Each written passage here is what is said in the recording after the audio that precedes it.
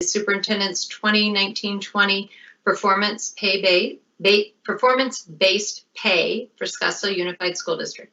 It is June 9, 2020, and the time is 4:06 p.m. I will have a roll call starting with Jan Michael Greenberg. Here. Sandy Kravitz. Here. Patty Beckman. Here. And Allison Beckham.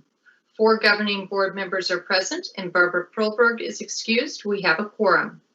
Due to school closures from the COVID-19 virus, SUSD's board meetings are being conducted on Microsoft Teams and each member is on a separate computer. The meeting is being live streamed as always through YouTube. Today, votes will be taken on an individual roll call. Vice President Beckman, will you please say the Pledge of Allegiance? And all other participants, please mute your microphones. I pledge allegiance to the flag of the United States of America and to the republic for which it stands, one nation, under God, indivisible, with liberty and justice for all. Thank you very much. We'll move on to approval of the agenda. Do I have any changes to the agenda? Do I have a motion to approve the agenda as presented? So moved. Vice President Beckman moves. Do I have a second? Second. Board Member Sandy Kravitz seconds. We will have an individual vote starting with Jan Michael Greenberg. Aye. Sandy Kravitz. Aye. Patty Beckman. Aye. And Allison Beckham. Aye. Motion carries 4-0.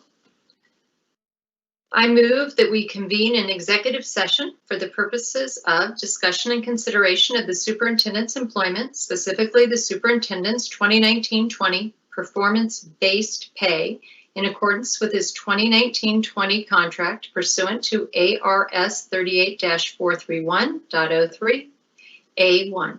The employee has been notified in writing in accordance with the statutory provision. B, discussion or consultation for legal advice with the attorney or attorneys of the public body, specifically regarding item 4A above pursuant to ARS 38-431.03 A3. Do I have a second?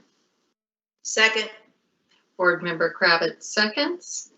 We'll have an individual roll call. Jan Michael Greenberg. Aye. Sandy Kravitz. Aye. Patty Beckman. Aye. And Allison Beckham, aye. Motion carries 4-0. The governing board is convened in executive session and will be moving to a private site. IT, please just confirm when the site is private.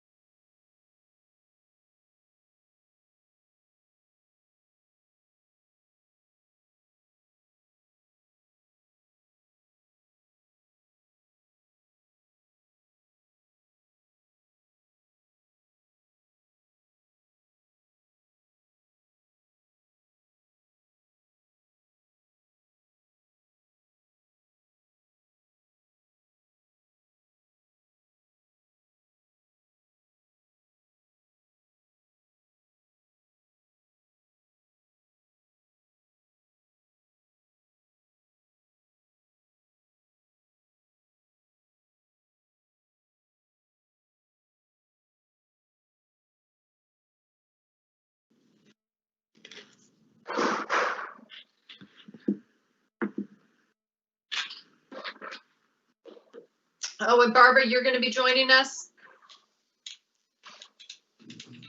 You're mute, Barbara. I am here. Do you want to go away? Okay. Bye, guys.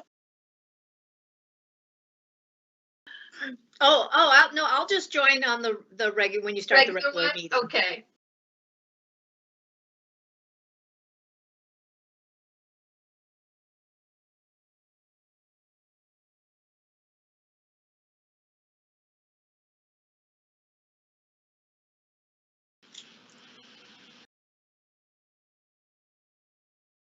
I move to adjourn the executive session. Do I have a second? Second, That was Ms. Kravitz. that's correct. Sorry, I'll identify myself. We'll have an individual vote, starting with Jan Michael Greenberg, Aye. Sandy Kravitz, Aye. Patty Beckman, Aye. and Allison Beckham. Motion carries 4-0. The executive session is done at 5:23 p.m. The special meeting is reconvened at 5:23 p.m. We'll move on to the action item, approval of superintendent's performance-based pay for 2019-20 in the amount of $2,016. The governing board and Dr. Krieger mutually agreed to 4 goals to achieve by the end of the school year 2020. The governing board has met in executive session and discussed them.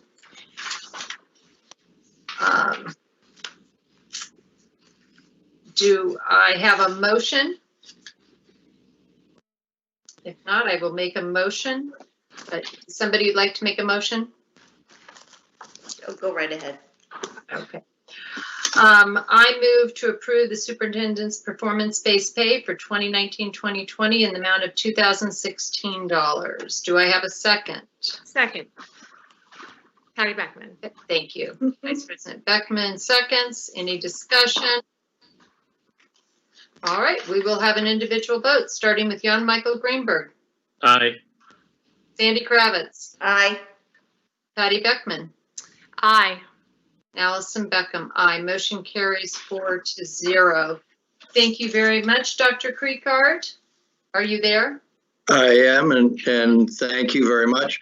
I would say that had I known what was going to happen this year, we may have had some different goals and more easy to discuss in the end. But thank you for your understanding, and I appreciate your support. Thank you. We appreciate your efforts. Thank you. Thank you. I move to adjourn this special meeting. Do I have a second? Second, Kravitz. Thank you. Board Member Kravitz seconds. We'll have an individual vote, starting with Jan Michael Greenberg, Aye. Sandy Kravitz, Aye. Patty Beckman, Aye. and Allison Beckham. Motion carries 4-0. This special meeting on June 9th, 2020 is adjourned at 5:25 p.m. Thank you very much. I think everybody will just leave this site and we'll move into the other site. And Jonathan, if you can make sure. No, you're going to stay right here. You can go ahead and Oh. continue. And We are going to stay right here? Yep, Yep. you can continue. Okay. Does anybody need a break? That would be nice, just for like 5 minutes. 5-minute recess. 5 minutes? Okay.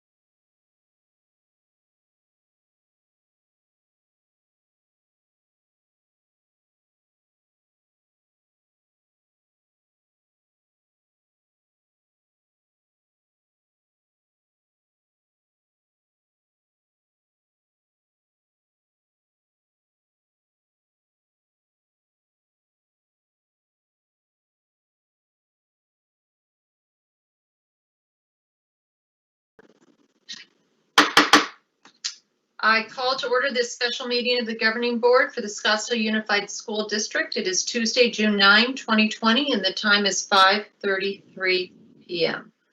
My apologies for the delay, and thank you everyone for your patience.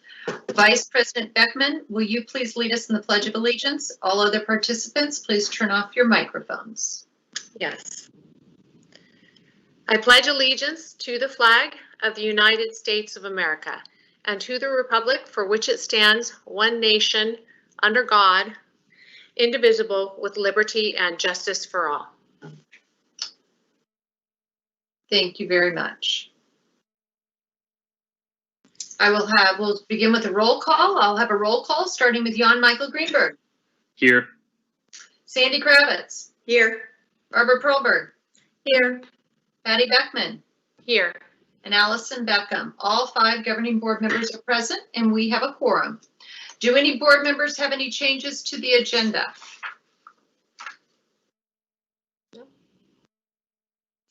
All right, I move to approve the agenda as presented. Do I have a second? Second by Sandy Kravitz. Thank you. Board Member Kravitz seconds. We'll have an individual vote, starting with Jan Michael Greenberg, Aye. Sandy Kravitz, Aye. Barbara Perlberg, Aye. Patty Beckman, Aye. and Allison Beckham. The agenda is approved 5-0. We'll move on to student and staff recognitions and celebrations. Dr. Creekard, would you please start us off? Thank you, President Beckham and members of the board. While it is not our usual custom to celebrate student and staff achievements during the first meeting of the month, as all of us have learned in multiple ways over the past 3 months, nothing is normal anymore. So we're going to do it because we have some significant things that we should talk about regarding students and some staff members. First of all, we have 4 recognitions to share with you from our northeasternmost elementary school, Anasazi, in the Desert Mountain Learning Community. We want to congratulate Parker Vigneault for having been named Arizona's 3rd grade winner of the annual Zahner-Blosser National Handwriting Contest. Nearly 250,000 students nationwide take part in the annual competition. Despite the digital age in which we live, handwriting is still a key foundational skill for literacy development. It's the 3rd year in a row that one of Mrs. Donna Javanet's students has claimed this award. Anasazi was the only school in the Phoenix metro area to have a statewide winner this year. Also, we understand that the success of the Zahner-Blosser program at Anasazi is due to great part to a community volunteer, Marilyn Herrer. Where would our schools be without their volunteers? Thank you, Mrs. Herrer, for your investment in Anasazi students. Anasazi principal, Jen Waldron, also picked up some recognition herself recently, as you may have read in the local newspapers. She has been named the Arizona School Administrators Elementary School Rookie of the Year and was celebrated with a surprise drive-by the school parade on May 26th by students, parents, and staff. Well done, Jen. We're very proud of you. Last month, we told you that the fall 2019 musical productions of 3 SUSD high schools had been nominated for recognition at Arizona State University's annual Gamage High School Musical Theater Program. I can now report that 3 winners emerged from the May 23rd virtual celebration. Just graduated, Saguaro High School senior Tyler Velarde picked up the award for Best Supporting Female for her role in the school's production of Footloose. Rising Saguaro senior Alicia Mitchell received the award for excellence in stage management, also for Footloose. And a recent grad, Kara Richmond, was honored for her work on hair and makeup for Desert Mountain's production of Little Shop of Horrors. Congratulations, students, and congratulations also to your theater directors, Tim McCandless at Saguaro and Marilyn Mumma at Desert Mountain, for overseeing your award-winning achievements. We have National Merit Scholarship winners, continuing with a theme from our last board meeting. And in fact, this time we have 6 more of SUSD's class of 2020 who are recognized as National Merit Foundation for their outstanding academic records, leadership abilities, and extracurricular activities. The latest group of scholarships announced last week are funded by the colleges and universities these graduates will attend and range from $500 to $2,000 a year for 4 years of undergraduate study. Congratulations to Scott Ledyard and Megan McCartan from Arcadia High School. Scott is headed to Northwestern University to study engineering, and Megan will be down at ASU to pursue a possible career in medicine. 4 Desert Mountain High School graduates have also been named National Merit Scholarship winners. Lauren Douglas, who is going to ASU to study astrophysics. Connor Heron, who will attend the University of Chicago, where he will study economics. Must have been the wind in Chicago that caught my throat. Caitlin Llewellyn will attend Vanderbilt University with an eye toward law school, and Kelly McAnally, who is interested in pursuing a career in microbiology and immunology after attending ASU. We know that great success lies ahead for these members of SUSD's class of 2020, and we wish them all the best. We are extremely proud of all of our graduates this year, including our U.S. Presidential Scholarship recipient for Career and Technical Education, Jake Oken of Desert Mountain High School, who is one of just 20 students in the nation to receive this amazing recognition. Jake is the true embodiment of everything that award stands for. An avid student of robotics and graphic design, both CTE courses of study in our high schools, an active and creative curiosity for learning, a spirit of mentorship and sharing, an active volunteer in the school and local communities, and a keen desire to contribute new knowledge to our world. Jake has come into his own while at Desert Mountain, as his principal, Dr. Lisa Hirsch, can attest, and we know he will seize and run with the opportunities that are presented to him and create some of his own at ASU, where he will be studying mechanical engineering. As Jake's graphic design teacher, Bernie Fritz, says, his future is so bright, everyone should wear shades. All of this afternoon celebrations will receive the SUSD Challenge coin in the mail soon. Congratulations, students. Best luck. We look forward to hearing great things from you. I would also like to give a brief update on our incident command structure team subcommittees. First of all, on Thursday, based on the recommendations of the incident command team and District Athletic Director Nathan Slater, we trained all coaches who are getting ready to hold camps. Those coaches are both athletic, spirit team, and band camps on CDC protocols and other measures to keep the students and employees safe.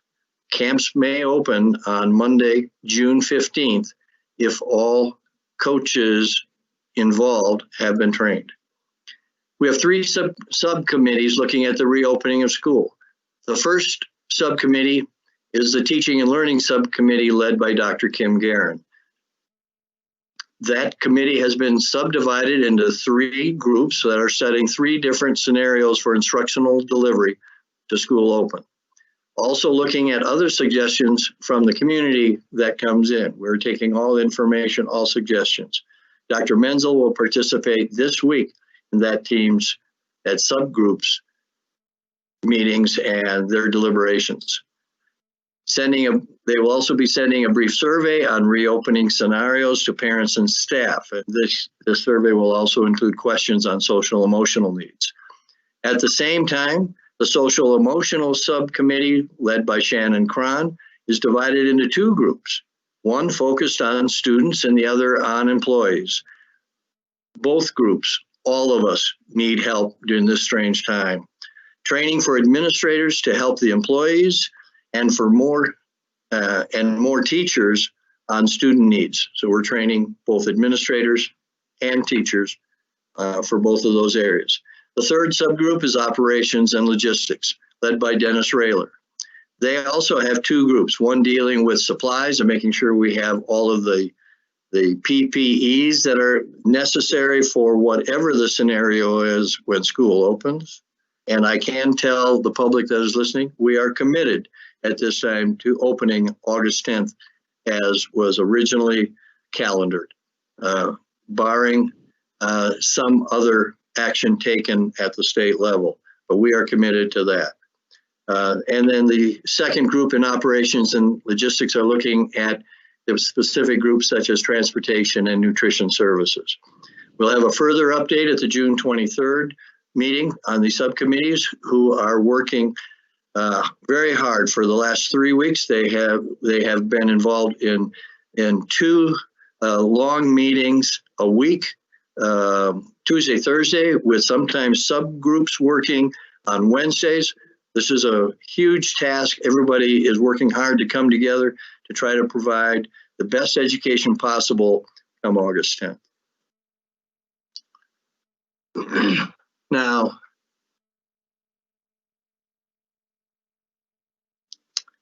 the recent events surrounding the tragic death of George Floyd and all that is represented by that atrocity provide an opportunity for change. I share in the concern and compassion felt by so many for the hurt and suffering of people in communities around our nation. I also have felt great disappointment and outrage over many years because of cases of brutality toward our friends and neighbors. I became a public educator in 1972 because of the injustices and inequities that I saw and wanted to help young people improve our national response to such issues. I believe then, as I do now, that education not only can be, but must be a part of the solution. Clearly, there is more to do. We all must commit ourselves to treat each other with respect and take action in the circles in which we travel to eliminate the bias and inequality that still exists in our society and systems. SUSD must embrace its role in how this is achieved when it comes to educating youth, to ensure that this district contributes positively to inclusion, equity, diversity, and opportunity in our classrooms, in our schools, and in our district operations. One of the traditions for more than 2 decades has been to host the Valley High School students for the Community Celebrating Diversity's annual Martin Luther King Jr. Youth Voices program. This event celebrates the ideals of Dr. King and encourages new generations to apply his teachings to their lives. Throughout the past year, our administrators have organized events for students to encourage an open dialogue around the embracing diversity in our schools. District administrators have had an ongoing partnership with the City of Scottsdale's Scottsdale for All initiative that promotes the uniqueness of our community. While we have been actively pursuing ways to provide opportunities for all and to eliminate inequalities on all fronts, we know that there is more to do. Following these comments, we look forward to telling you about an initiative we are undertaking later this summer to bring students, administrators, teachers, and parents together to develop an action plan to increase awareness, respect, and celebration of SUSD's diversity. I look forward to hearing your thoughts and recommendations. But later today, this evening, in fact, to show solidarity with the people across our nation who are demonstrating peacefully for change, SUSD will turn on the lights at all 5 of our high school football fields at 8:46 p.m. The lights will stay on for 8 minutes and 46 seconds to honor the movement that has been inspired by the tragic death 2 weeks ago in Minneapolis of George Floyd. We hope that this small gesture helps the community focus on building trust and respect while working together toward meaningful change. SUSD acknowledges its responsibility in shaping the community. We will make even more significant strides as we work together to promote the inclusion, equity, and fair treatment of all people. Thank you. that concludes my comments. Can we just, Oh, I was just gonna say, Dr. Creek, I'm on. No, I'm not on mute. I Dr. just Creek, wanted to thank you so much for your can you not hear? Yes. Your heartfelt comments and for agreeing to turn on the lights for the 8 minutes, 46 seconds tonight. I think it is a wonderful gesture to show support for our Black community. At this time, we'll give each of our board members an opportunity to also make a comment. And we'll start. I think we should introduce the agenda item that allows that. Oh, I'm sorry. I was thinking that you did that because you went right into the statement. Thank you. We'll move on to then information item, discussion regarding the district's equity and inclusion model and planning. And so, Dr. Creekard, at this time, I officially always ask you to comment. Would you like to comment?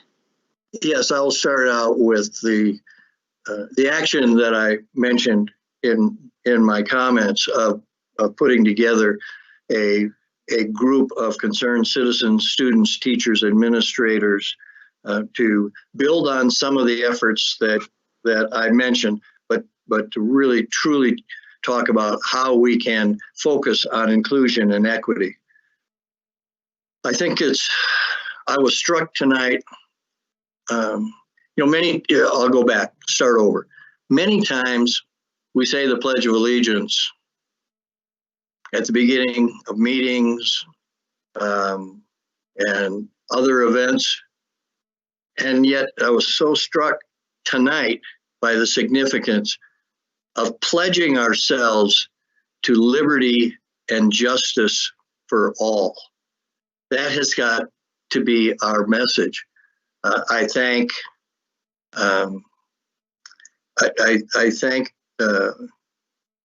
the students who have come together, and especially Olivia Jones for her place in suggesting the lights, and we're moving forward. Olivia Allen, I apologize. Olivia Allen, as we move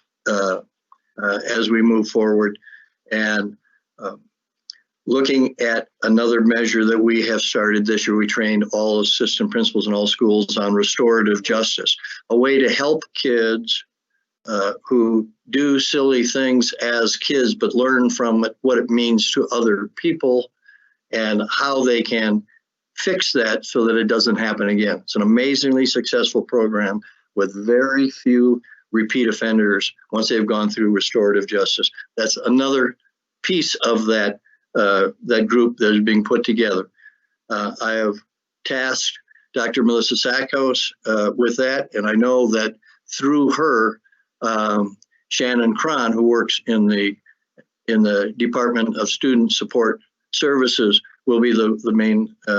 She will co-lead that with Dr. Sackhouse, and she has wonderful training in group work and has great sensitivity to all of these issues, and as we all do, has the same commitment to liberty and justice for all. So I yield the microphone to the board. All right. Well, we were going to offer an opportunity for each board member to make a comment, and I thought what I would do is just start with our typical, our individual roll call. So Jan Michael Greenberg, if you'd like to say something. If not, you can just pass. Well, no, I do appreciate the opportunity to make a brief comment here. And first and foremost, thank you, Dr. Creekard, for your statements and to the administration for organizing the lights tonight. I do think it's, although symbolic, it is symbolic of the unity we have on this issue as a community. And as you mentioned, in our work as a school district. And I want to thank our students and our parents from the SPC and the board members who have worked on the teen town halls and all sorts of diversity and inclusivity training and opportunities and listening to the voices of our students. Everything we do right, hopefully aims to improve things and move the needle forward just a little bit. And, by no means is this going to be a problem that is solved overnight or this year, but it is something that as long as we keep pushing on it and keep working on it, it will get better. I have mentioned to a number of people, some on this call in the past. I still remember when I first went to Arcadia High School in 2008. It was an election year, and President Obama won in November. And the very next day, when we were on campus, a student who I wouldn't name, I don't know the name of, but a student drove onto campus with a very large Confederate flag, which of course set a bizarre tone for that day at the school. And Arcadia High School's principal at the time and administrators took appropriate actions there and addressed the school on those issues. But these are things that have existed well before my time, and they existed while I was at school, whether that was at Phoenix Country Day School or here at Arcadia, and they continue to exist. And I am cautiously optimistic, but optimistic nonetheless that things will get better. And I just really appreciate the work done here and the opportunity to actually have a discussion tonight on what we can do, some of the concrete steps moving forward. So thank you very much. Thank you, Jan Michael. Sandy Kravitz. Oh, Sandy, you're muted. I'll just read some of the comments that I posted on Facebook the other day. Thank you. Sure. George Floyd's murder is another atrocity on a long list of shameful actions that require us to pause and reflect about where our country has been, where we are now, and how we can repair and work to achieve the ideal vision of a more perfect union as described in the U.S. Constitution. While parents and guardians are the primary positive role models for their children, our district plays a role by educating our students about accepting diversity and ending hatred in all its forms. We have a responsibility to ensure all of our students feel welcome and safe in our schools in order to provide an environment conducive to learning so every student has an opportunity to reach their fullest potential. I am pleased that two of our schools, Arcadia High School and Hohokam Middle School, have adopted the Anti-Defamation League's No Place for Hate program. Additionally, thousands of Scottsdale Unified School District students have participated in the Unitown and Minitown programs, which promote diversity and inclusion. A number of our elementary schools also host Be Kind assemblies and instill this program's message of kindness and respect toward one another at a young age. Our whole SUSD community, the governing board, the superintendent, district and site administrators, no matter who sits in these seats, teachers, staff, and students must work together to ensure our campuses are places of peace, safety, and inclusivity for all. Students must feel valued and safe, no matter the color of their skin, ethnicity, religion, country of origin, or gender identity or ability. There is no place for hate, bullying, or denigration within SUSD. This work begins with self-reflection and by considering our words and through our deeds. Thank you.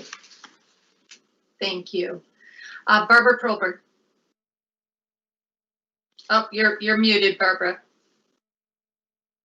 Just like happens every time, doesn't it? I don't have any specific comments. I thank Dr. Creekard for his comments and Board Member Kravitz. Yes, your statements are very moving. I would just simply add, I know a lot of people are struggling to find positivity and hope during this time. I will simply say my daughters, recently graduated from SUSD, attended a Title I diverse elementary school, Mojave Middle School in Saguaro, and somehow in that community, they graduated truly believing in their world, racism and hate was just a thing of the past.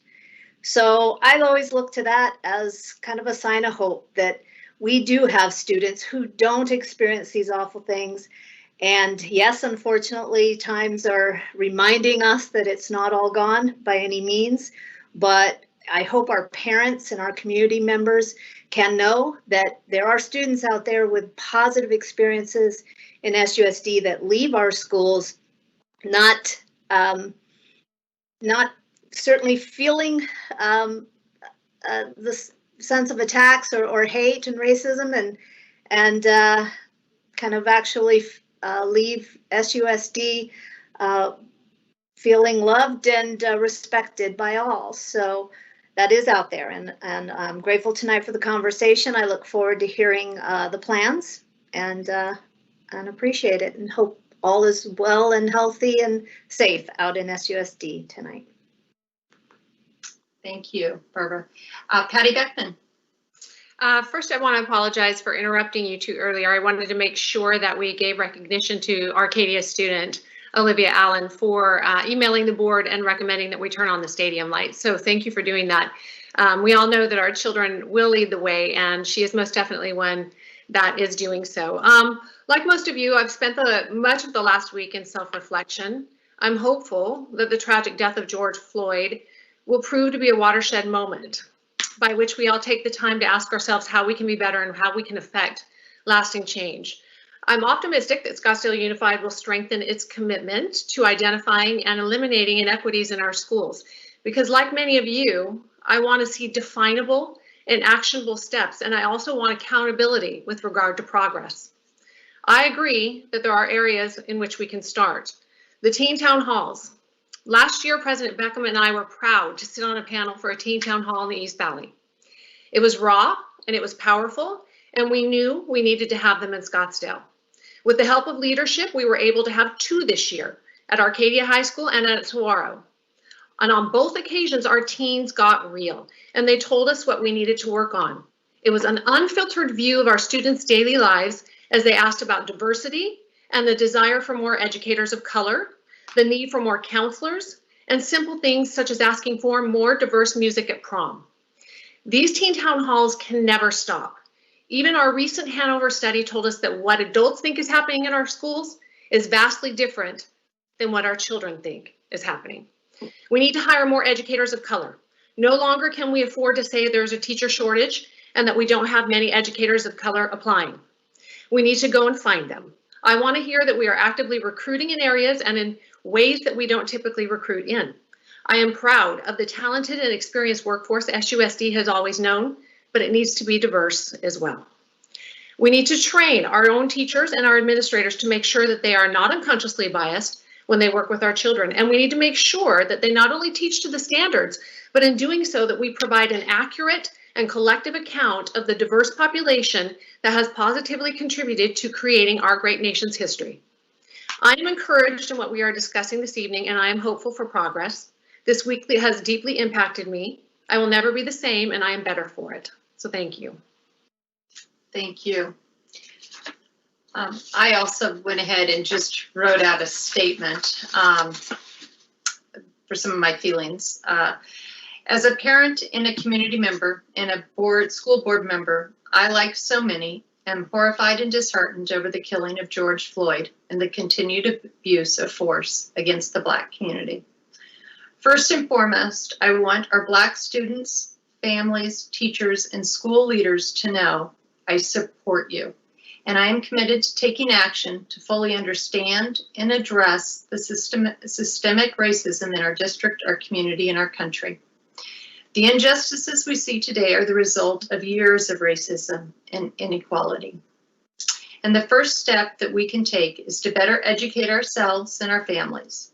And as you read the books and you watch the news and you listen to those around you, you will become uncomfortable, confused, and possibly even defensive and vulnerable. I know this because this is how I am feeling at this very moment as I have spent the last 2 weeks trying to educate myself and read books that I normally would not have checked out at the library. As we further our understanding of others' experiences and expanding our perspectives, I know we will be better for it, as will our children, neighbors, and our community. The next step we can take as a district is to address any underlying bias, racism, and inequalities we have in our curriculum, our policies, and our systems. And we don't have all the answers, and there is much work ahead of us to figure it out. And so I'm grateful, Dr. Creekard, for you and your leadership for committing with this newly formed Diversity and Inclusion Committee. In the last 6 months of my term on the SUSD Governing Board, I commit to focusing my efforts to make sure that this committee and the district keeps a focus on the goal. I know our Scottsdale community cares about its students, its families, and its educators. And the work that we do in the next months and years will be instrumental in creating a more equal and more just community. I'm grateful to everyone for the commitments that they've made here today. And now let's follow through with the action that we know will actually be transformational. So thank you. Does anybody else have anything more that they would like to add? Jan? I guess, just to clarify, do you mean add to their comments, or are we going to actually have a discussion on this, or things we can do, I guess? We can add anything. If you've got suggestions to what has already been brought up by Dr. Creekard, what he sees the next step being. Yeah. Yeah, so I would absolutely second the point that that we have to continue those teen town halls, and I'm really glad that that you guys started those up. So very much think that's a going forward thing, and I fully support Dr. Creekard's formation of this committee, and obviously that'll be continued with Dr. Menzel moving forward. But yes, absolutely. At the end of the day, we really need to have that student input, the teacher input, and understanding the educational changes we can make here. I was thinking we have, for example, the Science Every Day program that we implemented, and a big part of this is understanding history in our country. As I'm sure you guys all saw, some of the commentary sometimes romanticizes what happens in the past, and that is, that's just down to being better informed and better educational things. So, the reading materials that we can add in addition to supplemental to highlight these, we did it a lot at Arcadia High School and in my AP English 4 class with a teacher who's no longer there, Dr. Holland, but, we did a lot of reading about not just about multiple communities, Native American communities, Asian American communities, Black communities. So, it's all these things that help kind of build new perspectives for students, things that they can challenge as well as support.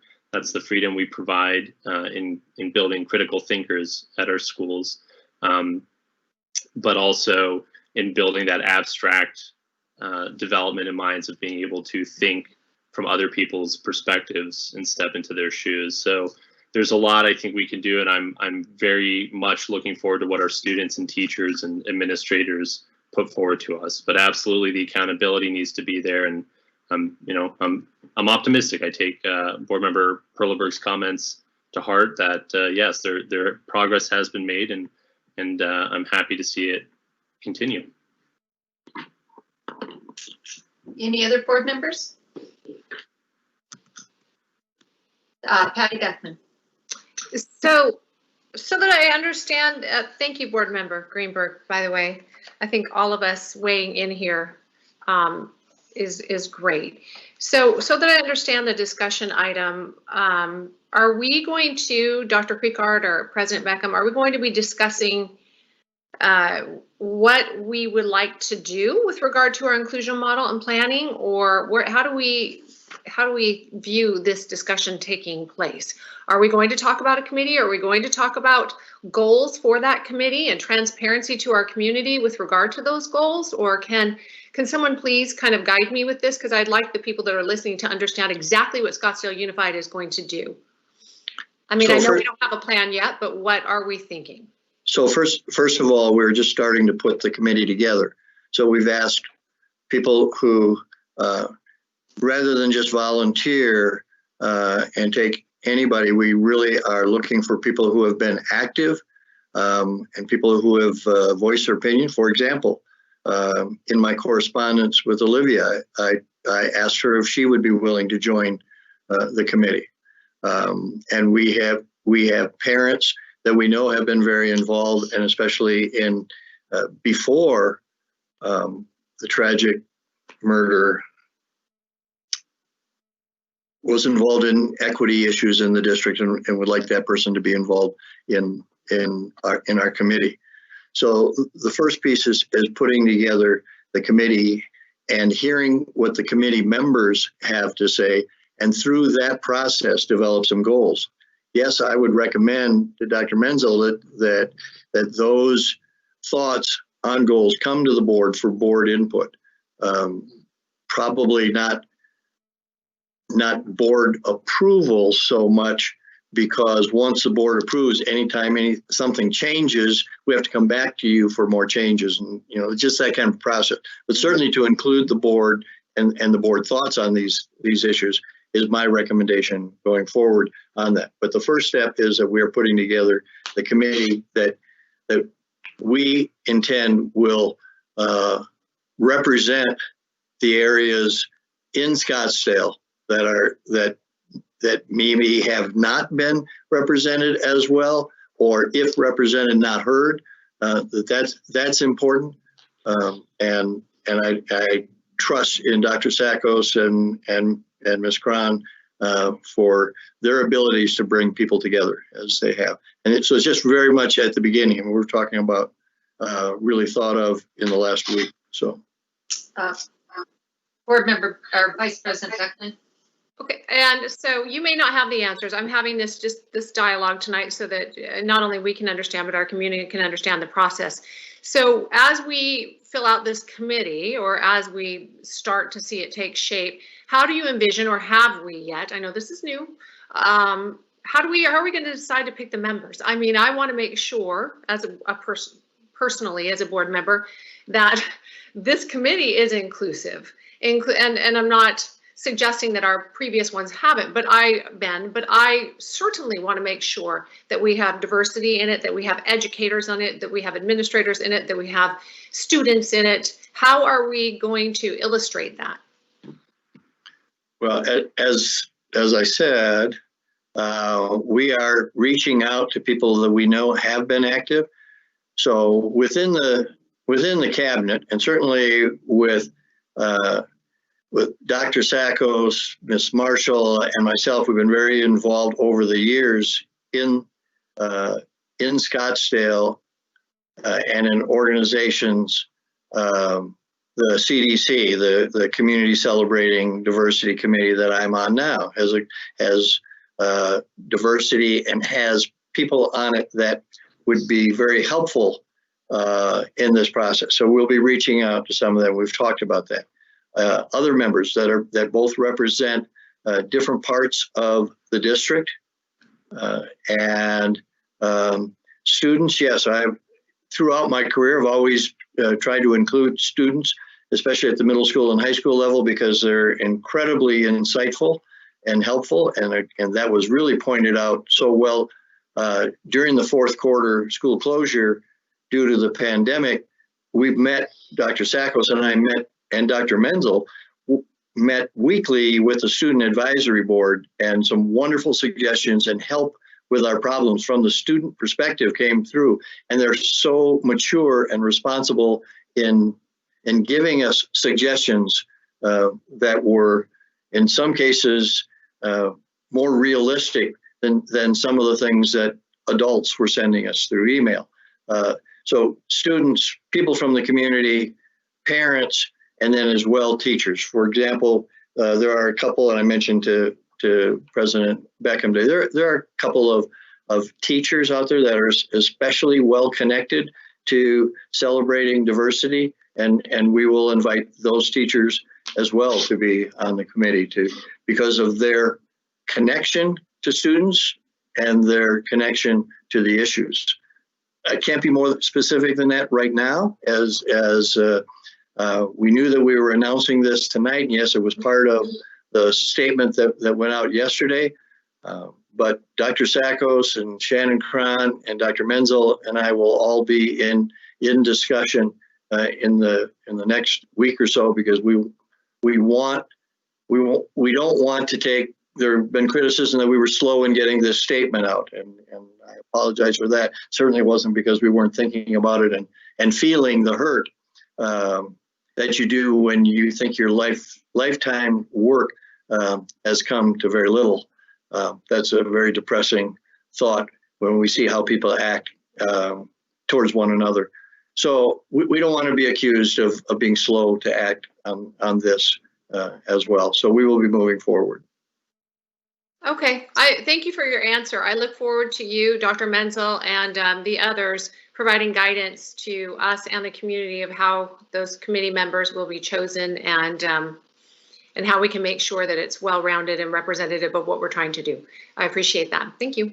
And certainly any suggestions that any of you have, please feel free to email me or Dr. Sakos. Jan Michael? Yeah, sorry, that's okay. Don't worry about it. I think that's great. I think that's the right direction.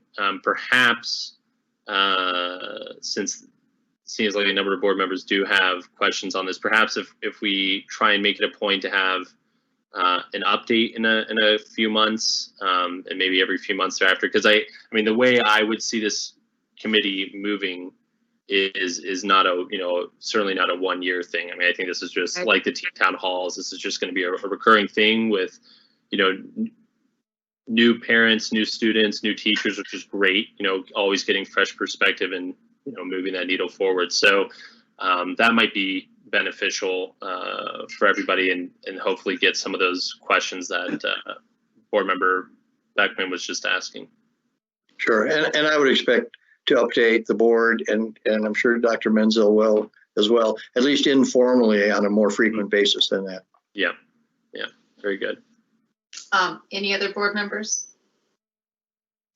All right, then I would just like to follow up with that. I would like to have a consideration of possibly having a governing board member sit in on the committee. And that way, if there is something of significance that needs to be outreach to all of the board members, that can be done. I also would like to see maybe having a couple of, whether, use the term, I was thinking of the term national, but an expert is somebody outside, possibly even of our community, who works with diversity to help be on that committee. I know we did that with our wellness committee. We had somebody from the U of A and from another national organization that happened to reside here in Phoenix sit on that committee. And I just know how valuable it was to have that. And especially given the discussion is not one that is just localized. It truly is a national issues that we're talking about, so that we can really understand what's before us. And then to follow up with that, to really have the meetings to make sure minutes are done, to make sure that we're really publicizing the work, the progress that's being made, and hopefully that it is, hey, it might be something as we are going to actually look at our district curriculum, our policies, our structures, and those might be other individuals or committees that do that. And so to Board Member Greenberg's point, this is not something that just happens overnight and gets done. It will be something that's ongoing, because we are really looking at changing behaviors and really having that self-reflection to understand what this really means. Deeper down, and I'm speaking for myself here, deeper down than what I thought it really meant. So I look forward to what you're doing. Thank you. We did use this past year. We used Mr. Don Logan, who was a national known speaker and had been in the Scottsdale city government and was the first, and I don't know exactly the title, but the first diversity chair in the government, and then also has worked with the city of Phoenix. And we used him to train all of our coaches when we knew that there was a problem in that area. And then he also came in and spoke to our student advisory board, and he would be a great resource, but that's just one of many that are out there, I'm sure. All right, Board Member Greenberg. I just want to say that's a really great idea and suggestion, and something I would support. I think that's really good, having someone who's an expert or in their, not even inside our community, just a new perspective, new angle on things, or someone who has experience with this. I do think, the curriculum, I'll admit, when you kind of going to Board Member Perleberg's point earlier, when you grow up in the families that, I hope most of us grew up in, with the teachers that we have and everything, you do kind of end up in that color blindness. You don't, it's not something you deal with. And, for most of my life, I've been, fortunate not to deal with it. And sometimes it's the education you receive in opening your eyes to these things and what you're taught and how it's taught is just so important to really stepping in someone else's shoes, as I had said earlier, and getting that. I guess I do have one question, because it has come up from a number of community members, is the concept of a governing board resolution that other school districts and organizations have made on this topic across the nation. My personal view is Dr. Creekard's statement that was put out yesterday, including this kind of program of building this committee, and our discussion tonight is probably sufficient. I don't know if since we don't have anything concrete, I don't think it's worthwhile putting something out there that could change in a month. It seems like we're all pretty on board with the direction we're going, though, with this committee and doing that. Does anyone, just because it's come in, we've received emails about it. I don't know if anybody else had different thoughts on that. Do any of the other board members have any other comments to follow up on the idea of a resolution? Well, I would offer then, if nobody does, that I think it's the action that we take that will be much more significant than more words. Yeah, I would agree.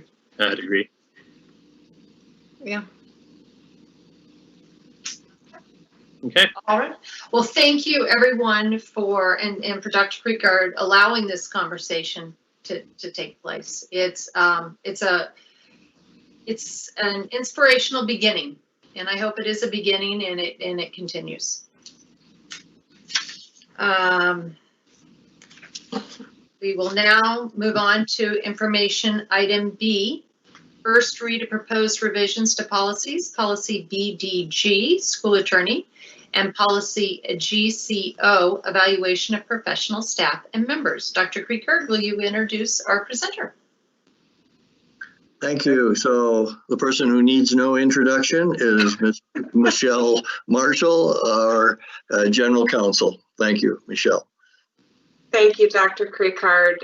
Good evening, Madam President and members of the board and all of our guests. I kept trying to think of what do I say going into talking about policies after such a heartfelt discussion. Just want to say thank you for having the discussion. I have two policies for you for a first read tonight. I'll do them in alphabetical order. The first one is policy BDG, which I'm going to put up on the screen here, which is the school attorney policy. See if I'm choosing right here. Let's see. There we go. Are you able to see that on your screens? Yes, thank you. Okay. So this policy was last changed by the governing board. want to say a couple years ago. Yes, August 2018. And at that time, it was updated to have the general counsel evaluated by the governing board. We have done that a couple of times since then. We've, kind of, I think, found some pros and cons to that process. And in discussion with board members, as well as Dr. Creekard and Dr. Menzel, I took a stab at recommending some changes to the structure and also adding a couple of things to the policy. In general, I'm proposing that we switch the evaluation process for it to be primarily the responsibility of the superintendent, but with continued significant input and feedback and participation by the board. I'll go through those specific changes now. One of the first change you'll see here at the top in red is I'm proposing that we add specific reference to the Arizona Supreme Court Rules of Professional Conduct.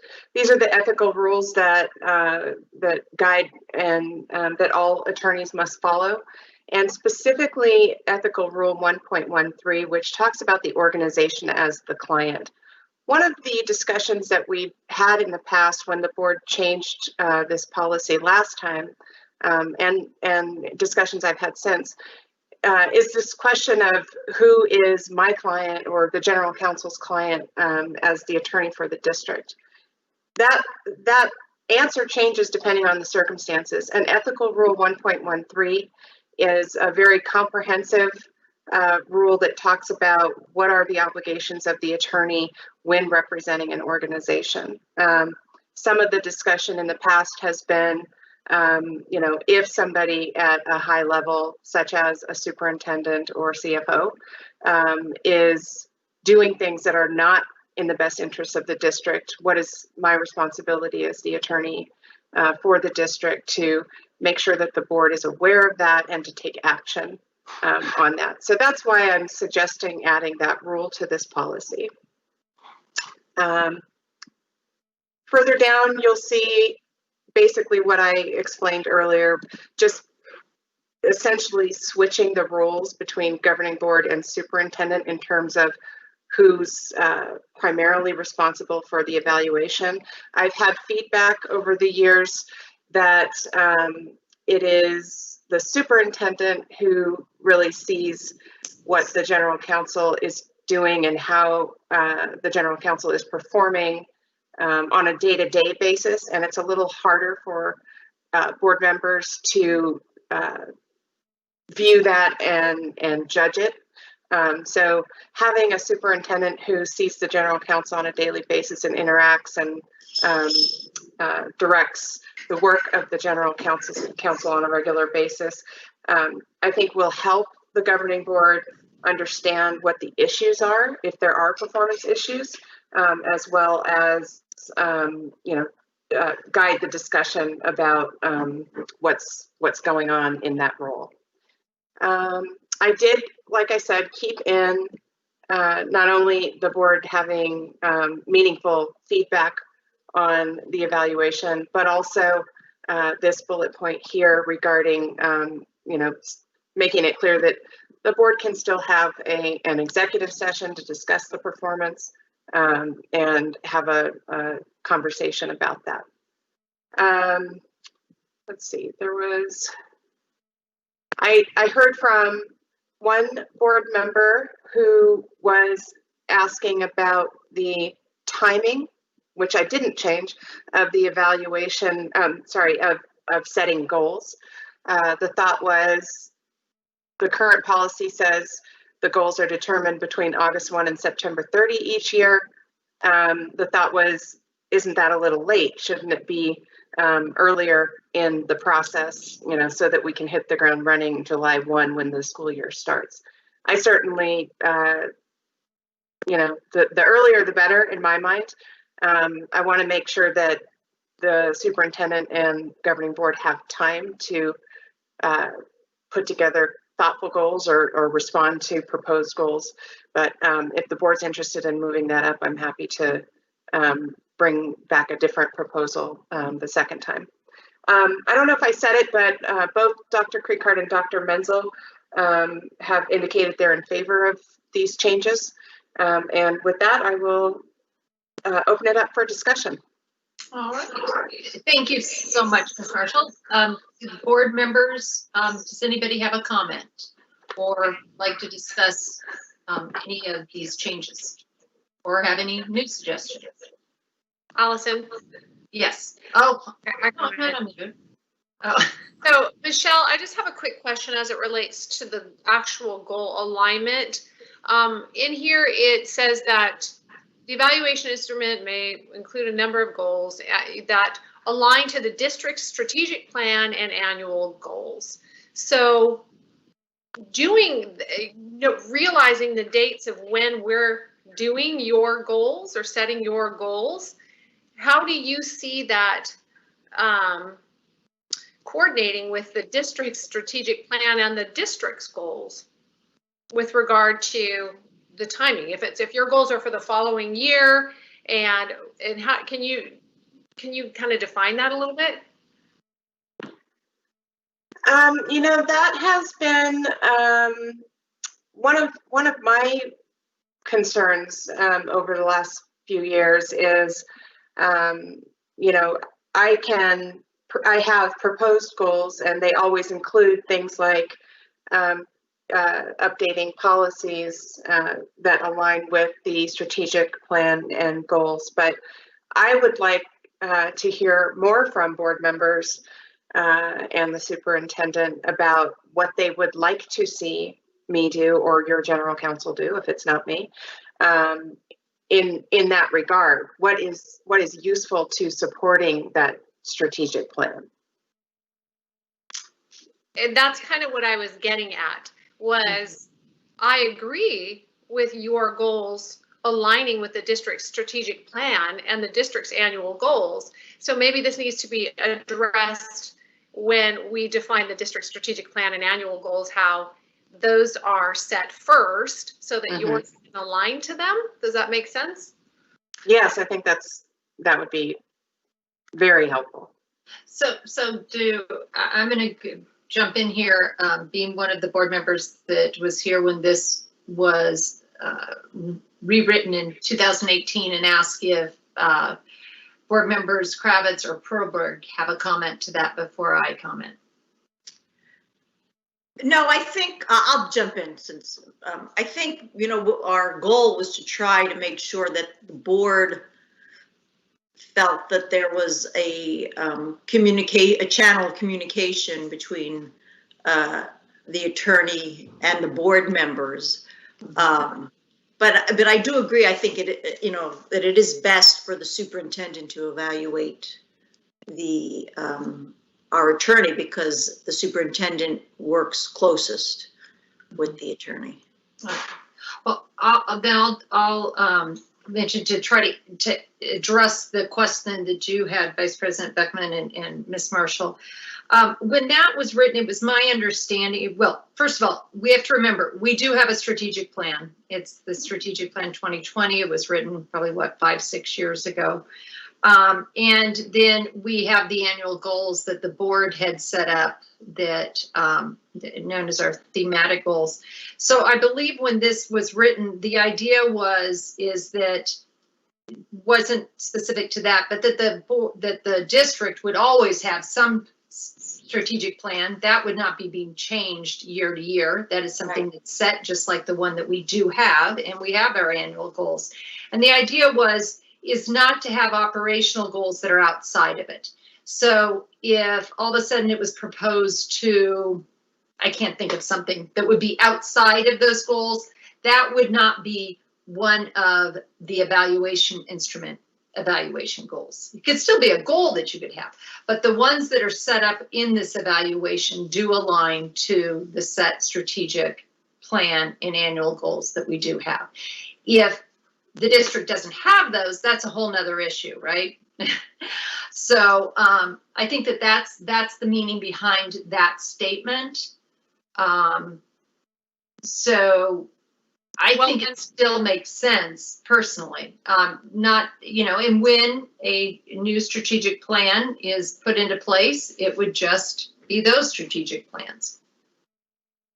So I think I understand what you're saying. I would ask then when we define year annually, when we reevaluate the district's strategic plan, not that we're changing it annually, but when we discuss it again and when we discuss the district's annual goals, that we make sure they are either reconfirmed or adjusted before Michelle's goals or our council's goals are set. So that, you're not setting her goals first and then some changes taking place.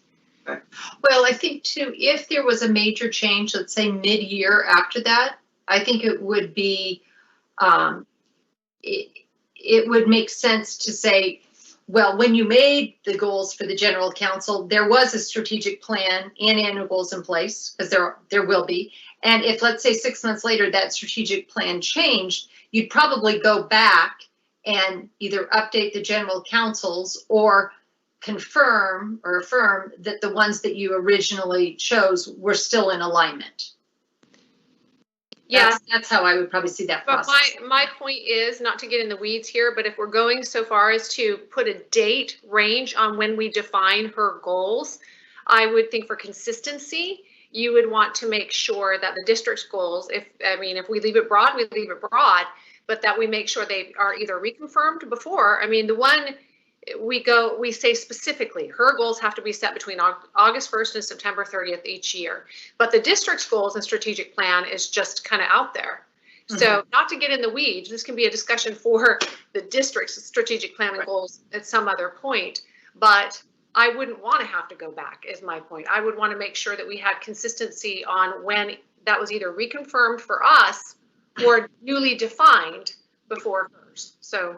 Right. Well, I guess, or when you are determining what those operational goals are that are going to be, annual goals, you could have your strategic plan out.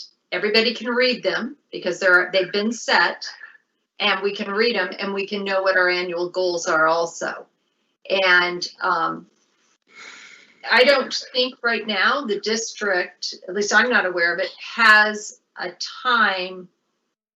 I know, an annual time in which they reaffirm or. And that's what I'm talking about, is that doesn't have to be a discussion for today.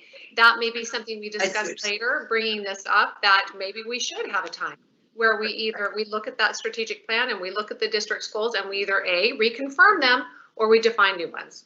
Right. I will say that was part of my hesitation when you first asked the question, Board Member Beckman.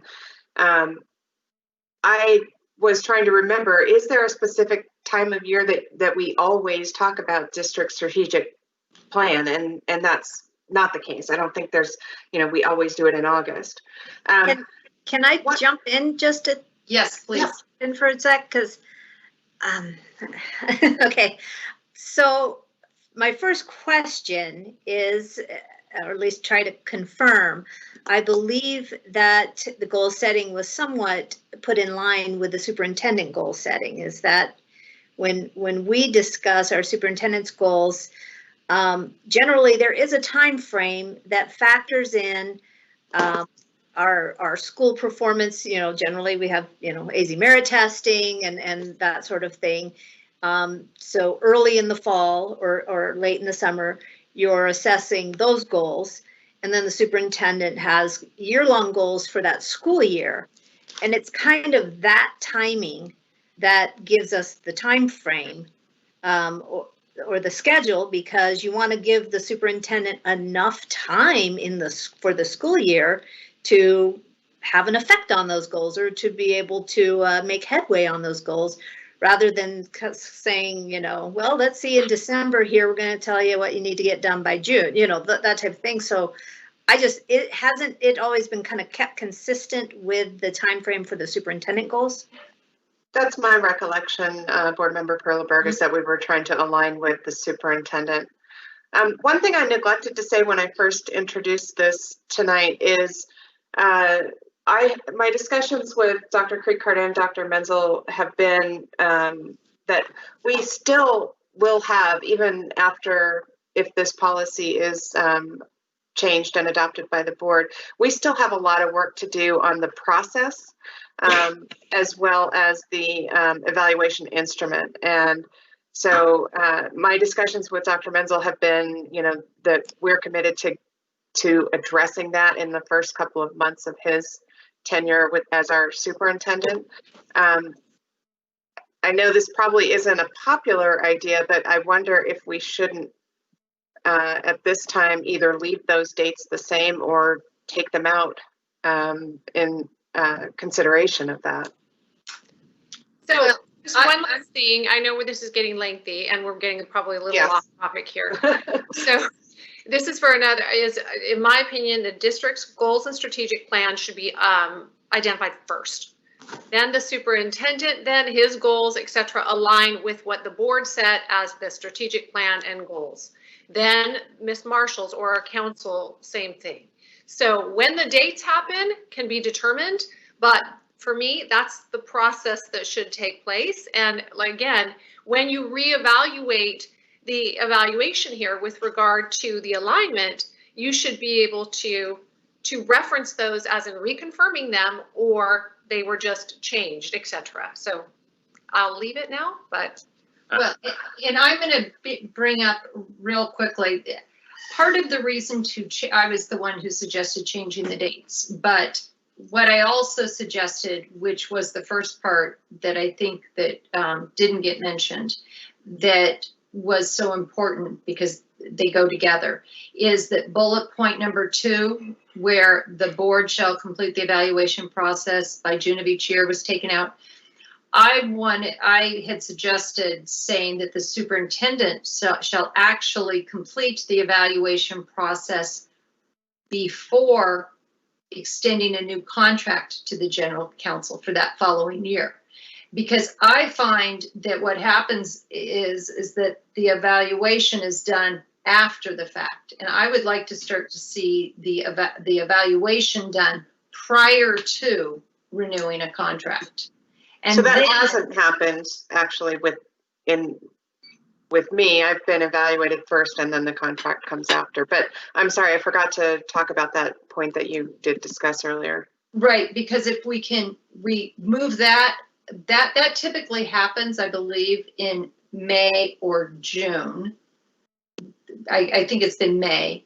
And if we do have a set time where we'd like to have all of our contracts out to our administrators and our general counsel. And sometimes it could be after that. But if we are moving that valuation up to coincide at least with the renewing of that contract, then it provides that extra time, because if the evaluation is in April or the 1st of May, then having a June 1 to, July 30th, or if you just want to make it 30 days, the time that those goals are set for the general counsel, they're done at the time they should be, which is at the very beginning of the new year. And then they will have to, they'll have a full year in which they can make progress on those goals. I see the strategic plan not being a problem, because the strategic plan is something that typically is, it's either typically it's 5 to 10 years. Mm-hmm. So that's pretty much set until you do a new one. Now the district itself, as I understand it, is, because our plan went through 2020, is up to really look at probably next year a new strategic plan. But most likely, because of all the work and it's kind of an upper level look, will not be something that we do annually. It will probably be a 3, 5, 10-year plan. Annual goals, I will say that I think in board members Perlberg and Kravitz, I believe as soon as we came in, we started looking at those. Did we not at the beginning of the year? And I think with all the changes in superintendents, that must have gotten lost. Is that correct, that typically it was done in the past? Board member Perlberg, since you've been on the longest, is that typically done in like January, February, or when was that typically done? Well, are you talking about the evaluation of the superintendent? The annual general goals. counsel. the annual goals. Because it's not stated that these are the superintendent's goals. They're not the superintendent's goals. These are the district's strategic plan and the district's annual goals, not the superintendent's. I would say when I got on the board, a strategic plan had been done prior. To be honest, I would say it was sitting on a shelf, kind of gathering dust, and we probably spent the last 8 years trying to hammer out real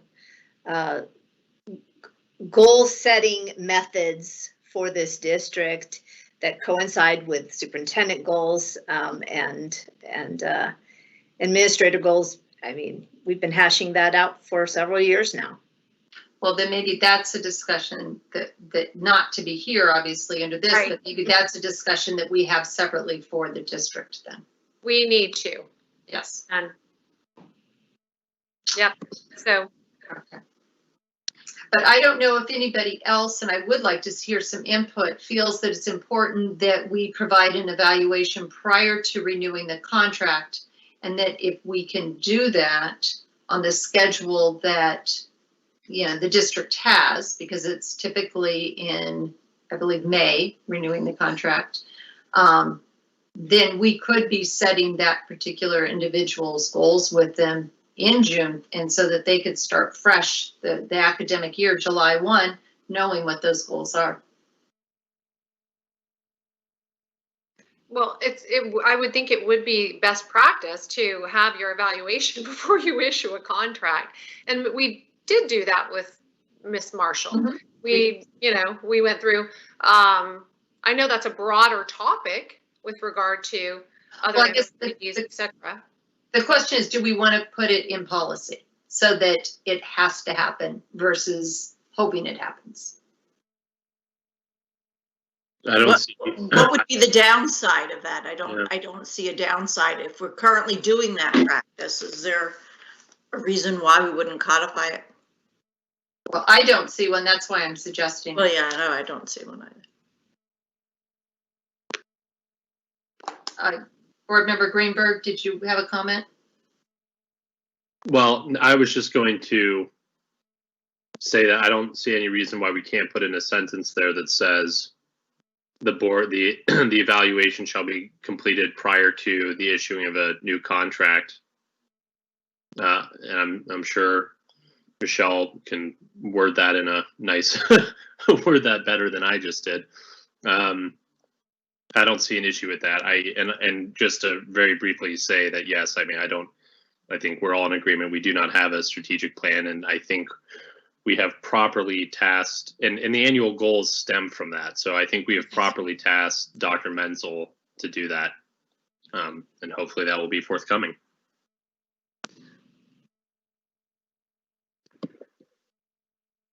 If Michelle, there's, any issue with, sorry, Michelle, do you have any issue with putting that sentence in there?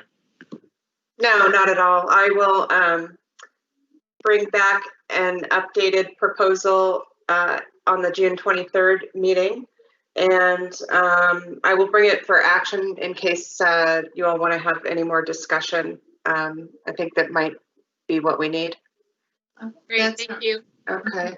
Thank I you. have another policy for you, but I have to tell you that my computer's telling me it's going to restart in T-minus 13 minutes and 34 seconds. Are you just trying to hurry us up, Michelle? No, I really am not. I'll have to ask Debbie Spalding how to stop this from happening in the future. There's a snooze button, but it won't let me do that. So I'll get this policy started. Just know if I go away, it's not because I don't like you all. The next policy is GCO, and that is evaluation of professional staff members. I will put it up on the screen. We'll try.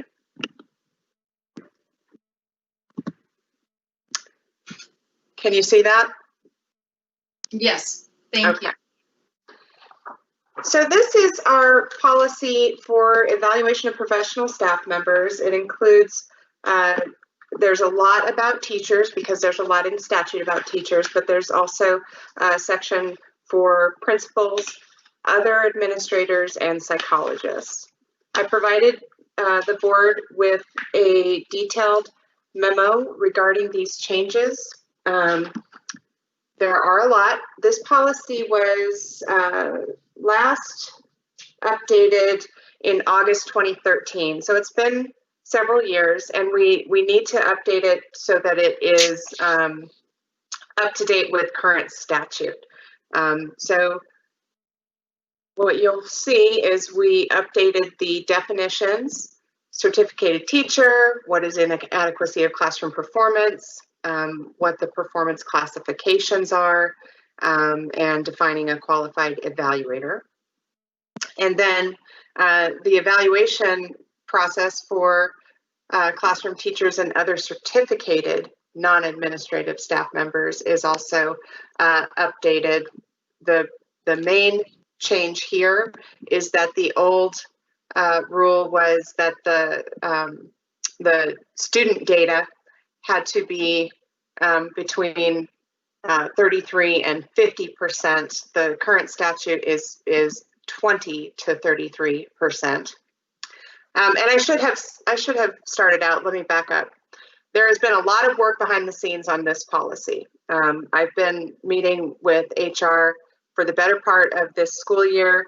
We also had outside counsel Jennifer McLennan review it with us and make sure that we were complying with the statute. And she also was informative in terms of what other school districts are doing. And I also know that Jed Bowman and Amy Eveleth are on our meeting and prepared to talk about the specifics of evaluation if there's any questions to that. HR also has had several meetings with our staff member stakeholders, teachers and principals mainly, about these changes. So these should not be a surprise to our staff members. Moving down,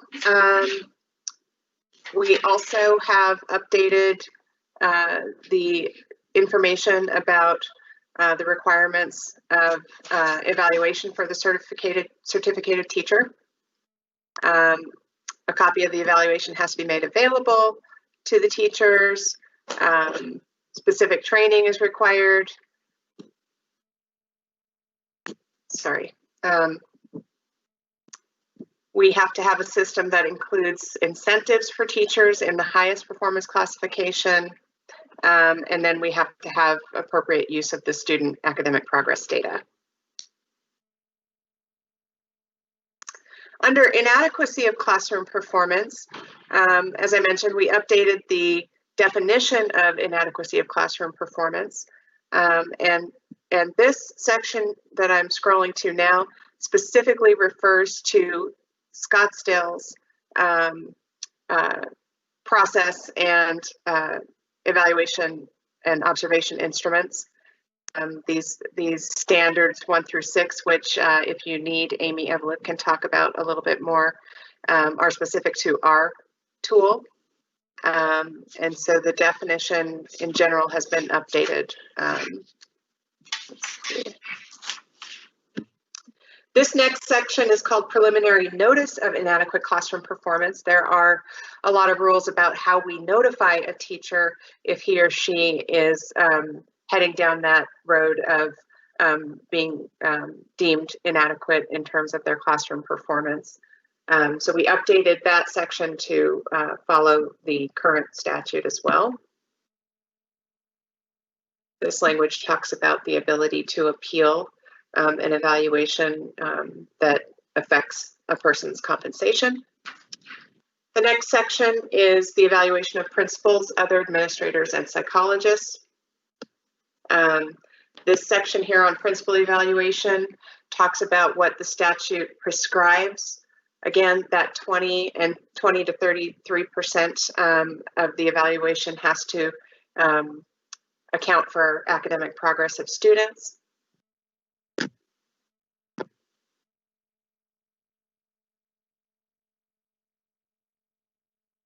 This section here, subject to statutory limitations, the board shall make available the evaluation of a principal that is under consideration by another district or charter school. for hiring. Then we have the evaluation of other administrators section. Again, this tracks. This tracks the ASBA policy and talks about the superintendent leading that evaluation process. And then we have the prescribed evaluation system for psychologists here. So that is just an overview. I'm sure there will be discussion.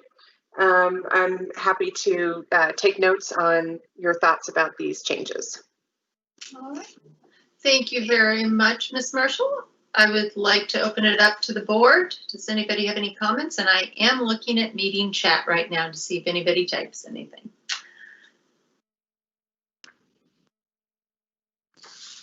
So do we have any board members that have any questions at all?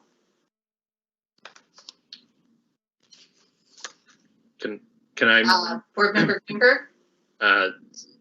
I don't have any on this policy. I just wanted to point something out because we had a lengthy discussion on the last policy.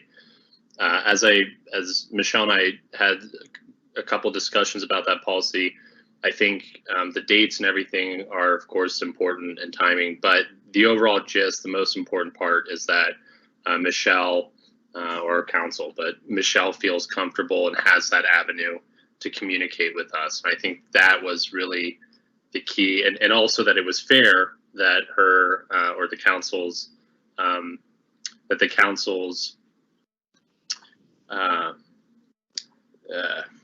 what's the word? Performance review, apologies, was a fair one, since we lack a lot of the information. So I think those were the two key things there, and I just wanted to make sure that we were all on board with the changes and that Michelle specifically felt comfortable that those protections for her and those avenues still existed in this policy despite the change in the performance review. Okay. All right. Thank you.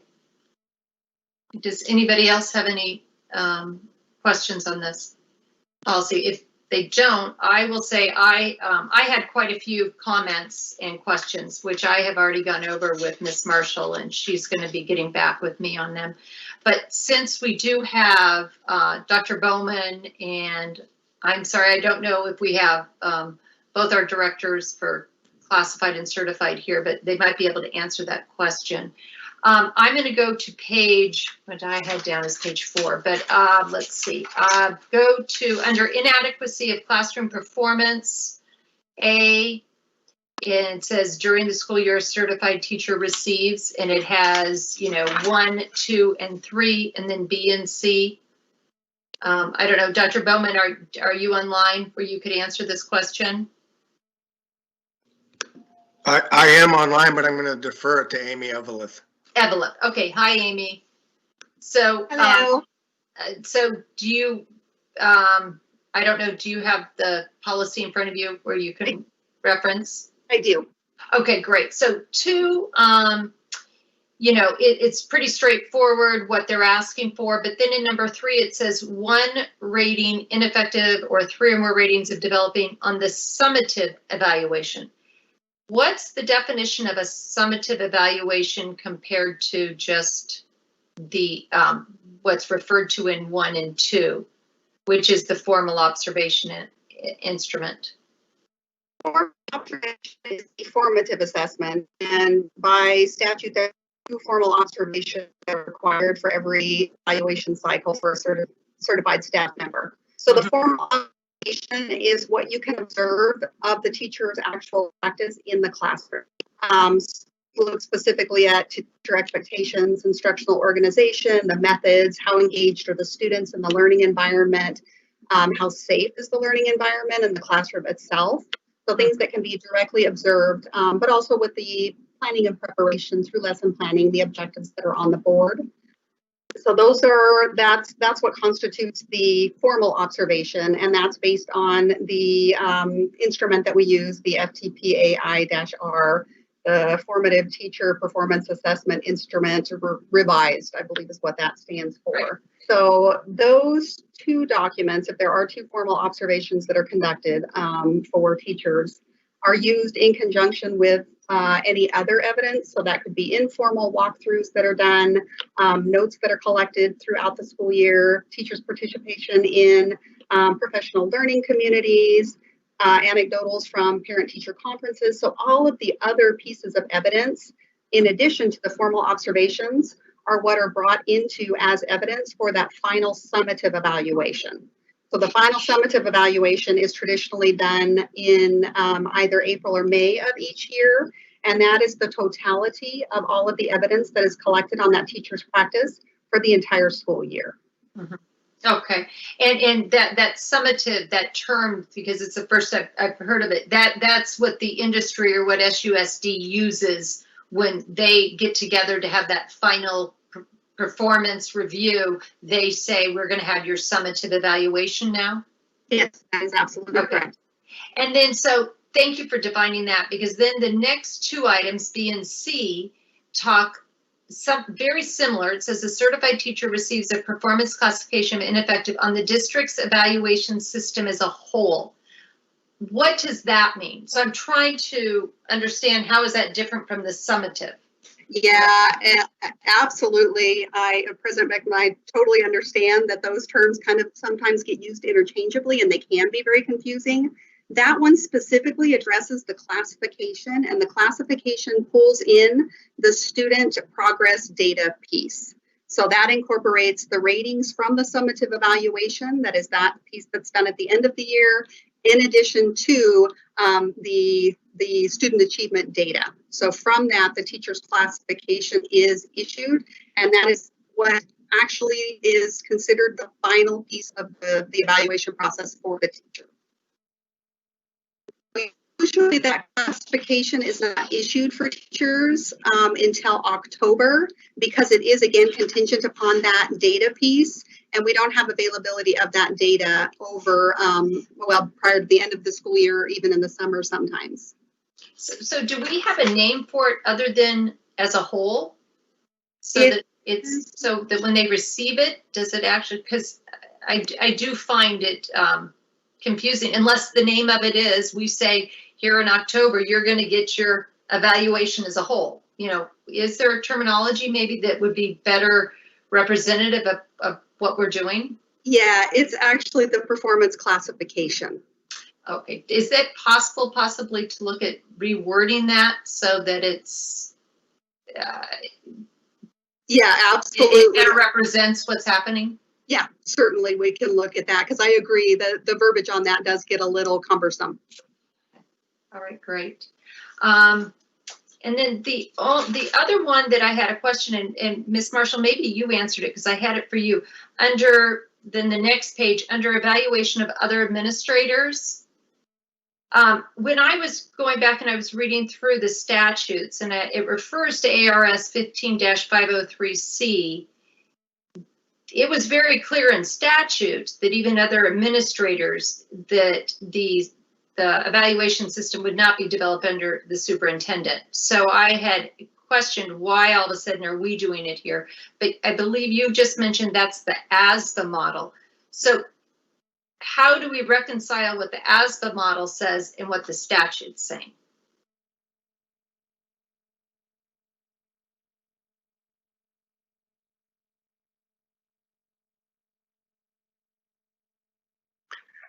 I'm guessing maybe her computer is restarting and updating. Yep, she'll be back in 2 minutes. Well, maybe Jed, Dr. Bowman, do you know Dr. the Bowman? answer to that? Unfortunately, no, I don't know how to reconcile between ASBA and what's in the policy here.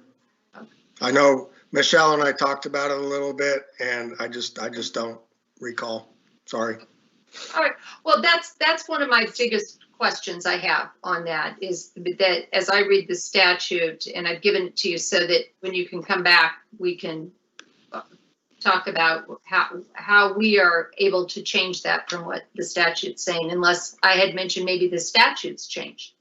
We can certainly work on that for bringing it back, and you'll be you'll be notified what that change is before we bring it to the board meeting, before the agenda is Okay, set. cool. Great, yeah, and I have other things I won't go into now, but those were just two I thought possibly that HR would be able to address since that you were here. Thank you. All right, any other questions on that? If not, I hate to leave this area before Michelle is back. I have a question. Are Oh. we going to, that I'm sure Michelle would want to ask as well. So are we going to bring this back as an action item on the 23rd? So with the additions or information that you requested?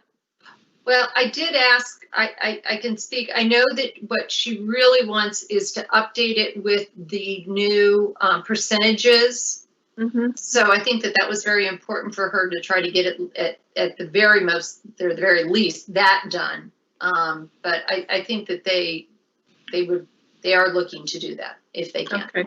Yes, Yeah. that is our intent, and that's why I was willing to say that whatever changes we make at the suggestions and other questions that you have, we need to resolve those in these two intervening weeks and let you know what they are and what we're bringing forward at that time, prior to the agenda going out. Any other discussion from board members then at this point? Because if not, do you think that we should wait, Dr. Creekard, or do you think that we can move on without Michelle on? I think that we can move on until we get to the action item. If she's not back, we may have to put that next action item off, but I think we can move on. We have directions on this policy, and we will field other questions that people have and do that work in the 2 weeks. So I think the other items, she has the second action item after the consent agenda. Oh, Sorry about that. She's back. she's back. All So, right, we so can't talk about her anymore. Everything's approved? The computer doesn't give you any choice about restarting, right, Michelle? It wouldn't even let you not do it. Yes. So Michelle and President Beckham, if you will permit me, we'll just give a quick review that there were questions that President Beckham had and that we weren't able to answer. My law degree didn't cover that area of the law. So we will get answers back, I said, within the 2 weeks and before we post it on the next agenda item, and any other questions that come up as well. We'll do that work in the intervening weeks. Is that acceptable? I spoke with President Beckham earlier today. I actually have answers to her specific questions that I can share with the whole board this week before we bring it back. Fantastic. Thank you very much. Okay, so then we will move on. We'll move on to the consent agenda. Do I have a motion to approve the consent agenda as presented? So Did I miss something? Sorry, are you approving the consent agenda right now?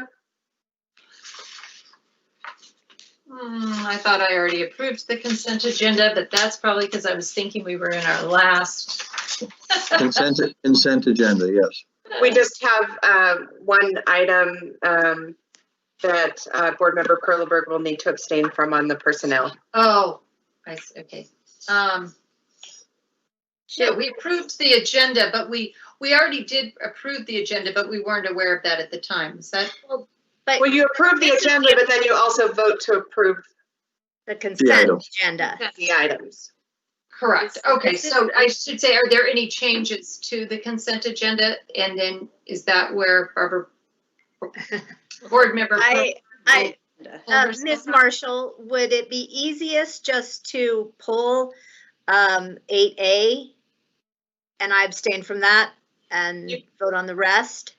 That would be the easiest way to do it. Thank you for that suggestion. And you can explain why I have to abstain on 8A.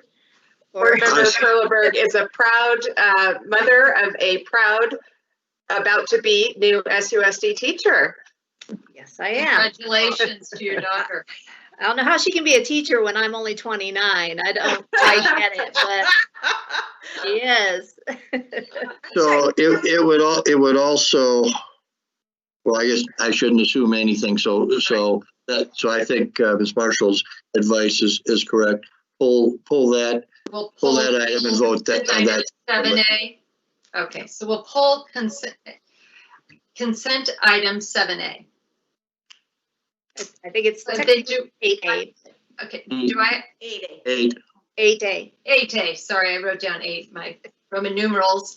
Or, do I have a motion to approve the consent agenda as amended? So moved. Board Member Kravitz moves. Do I have a second? Second. Vice President seconds. We'll have an individual vote, starting with Jan Michael Greenberg, Aye. Sandy Kravitz, Aye. Barbara Perlberg, Aye. Patty Beckman, Aye. and Allison Beckham. Aye. Motion carries 5-0. Okay, now, I didn't know about this one. So we now will be voting for the pulled item, consent item 8A, which is personnel action items.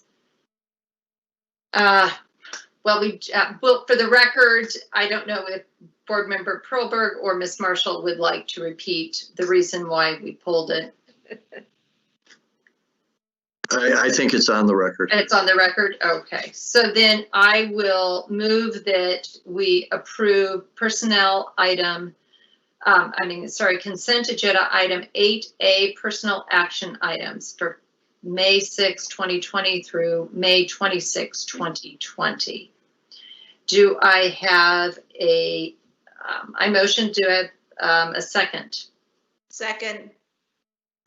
All right, thank you. We will have an individual roll vote, starting with Jan Michael Greenberg.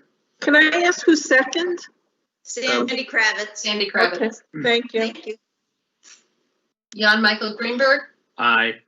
Sandy Kravitz, Aye. Barbara Perlberg, Abstain. Patty Beckman, Aye. and Allison Beckham. Aye. Motion carries 4-0 with Governing Board Member Perlberg abstaining. And if I may, at this time, President Beckham, as well as welcoming Emily Perleberg to our staff, I'd like to welcome 2 new administrators, assistant principals, Colleen Costello at Desert Canyon Elementary School and Bronwood Sternberg at Mountainside Middle School, new to our district, both of them. Congratulations to them. And I think also we should mention that we also have the administrative assistant to the superintendent and board, Gladys Wagoner, who is here, who will take over for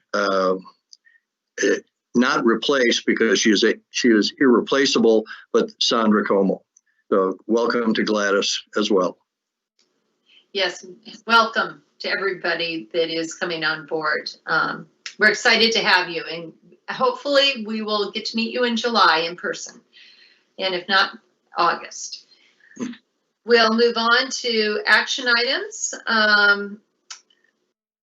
Let's see, action item A, approval of guaranteed maximum price for RFQ 20,000. I hope I got that right. It wasn't too. Construction manager at risk, CM&R services for Hohokam Elementary School. Dr. Creekard, would you like to introduce our presenter? Thank you, President Beckham. I'd like to first introduce, I think if Jeff Gadd is on board, I'd like to say a word and then go to Dennis after that. Mr. Gadd. Thank you, Dr. Creekard. We are getting toward the end of the scheduled bond projects for rebuilding. We have 2 more to go after this one. The process has worked very well, as the board has been previously aware of. And so with that, I'm going to turn it over to Dennis. We currently have a cash position in bond that covers this GMP. And we will be talking to the board in the future about what other bond sale we may need and when we would predict that to occur in order for any other large substantial projects to proceed. So with that, Dennis, would you like to take over, please? Thank you, Jeff. Good evening, President Beckham, members of the board, Dr. Creekard, Sandra. One more to go, huh? One more. We are bringing to you, we've actually met with some of you as we normally do with these big items to talk about the project. 2 weeks ago at the last board meeting, we did a review of the Hohokam design. I think a lot of people reacted very positively to that. Just real quickly, we are looking at a 74,273 square foot renovated and new square foot building on the Hohokam campus. That campus in its previous life, just a few months ago, was 77,030 square feet. The SFB capacity for that school prior to the demolition was 891.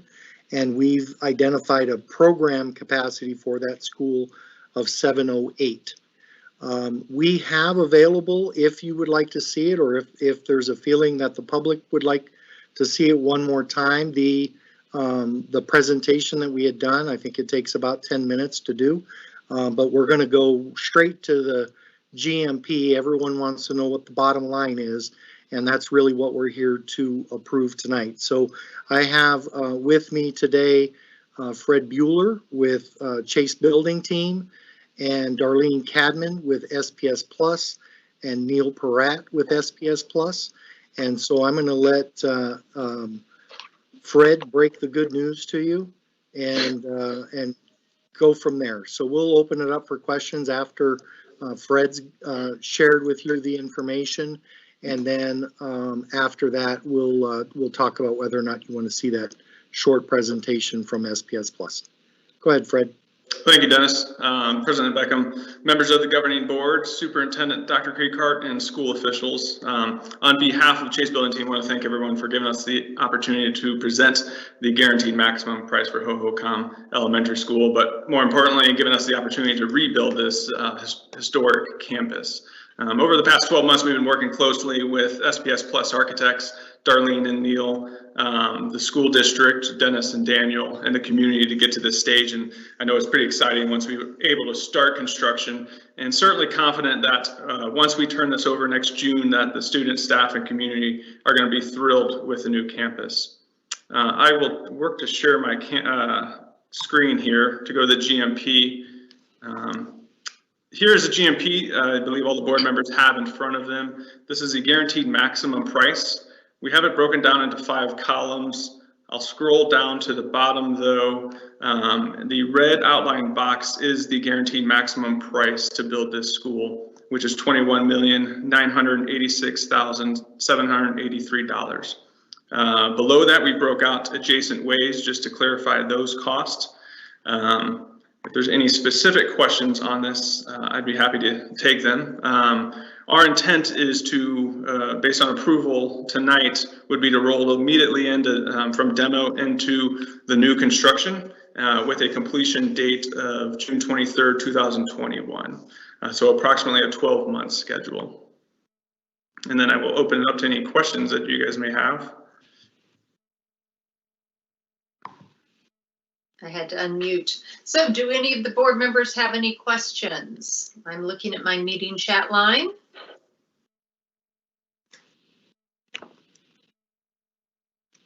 Okay. Well, do I hear one? No? All right. Well, Mr. Bueller, you must have done an outstanding job in our meetings we had before. We have no questions for you. Well, again, thank you for the opportunity. We're excited to get started. So, thank you very much. President Beckham, do you want to see that presentation, or we'll just, I know it's posted on the website, and we can leave it right there and proceed straight to a vote. I think that's, well, we'll ask if anybody else has any other discussion or comments. And I think that if it's on the website and we saw it last time, I just appreciate you putting that together and putting it out for the public, and they can hear here, they know where to go. And I believe, Jan Michael, did you say you had a? No, I was just going to recommend that Dennis do it 2 more times right now.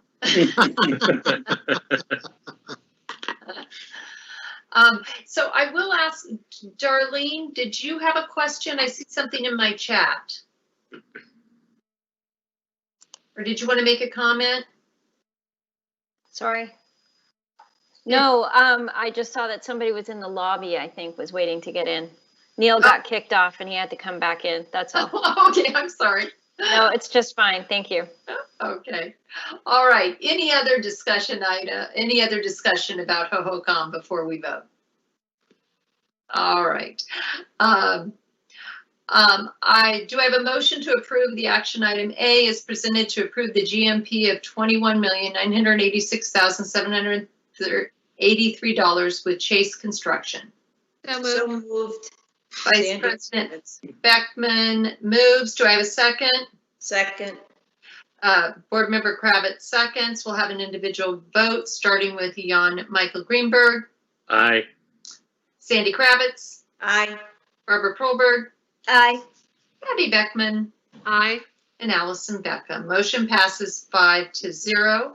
I know Hohokam has been waiting a long time for the finalization of this construction of their new school. So thank you for your patience, the Hohokam community. I imagine your neighborhood is very pleased with the end results, and I personally appreciate the extra time and focus provided by the district's rebuild team, SPS plus Architects and Chase Construction. Thank you so much. We're really excited to see this all come to fruition for the neighborhood and for the students at this school. Thank you. Thank you, Darlene and Fred. Thank you. Yeah. Thanks. And Dennis. We'll move on to action item B, approval of a revision.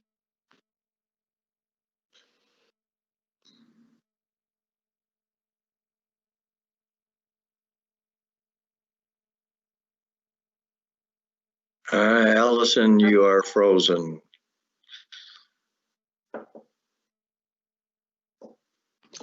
She might have been dropped.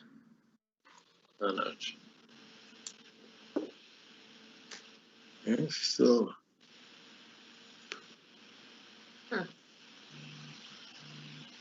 Okay. Jonathan is going back after her, I'm sure. Yes.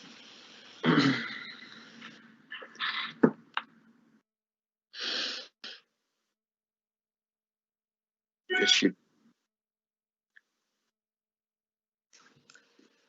Allison, are you back?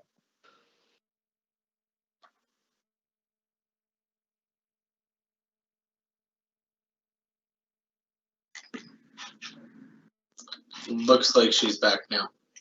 Okay. All right, President Beckham. All right. Am I back?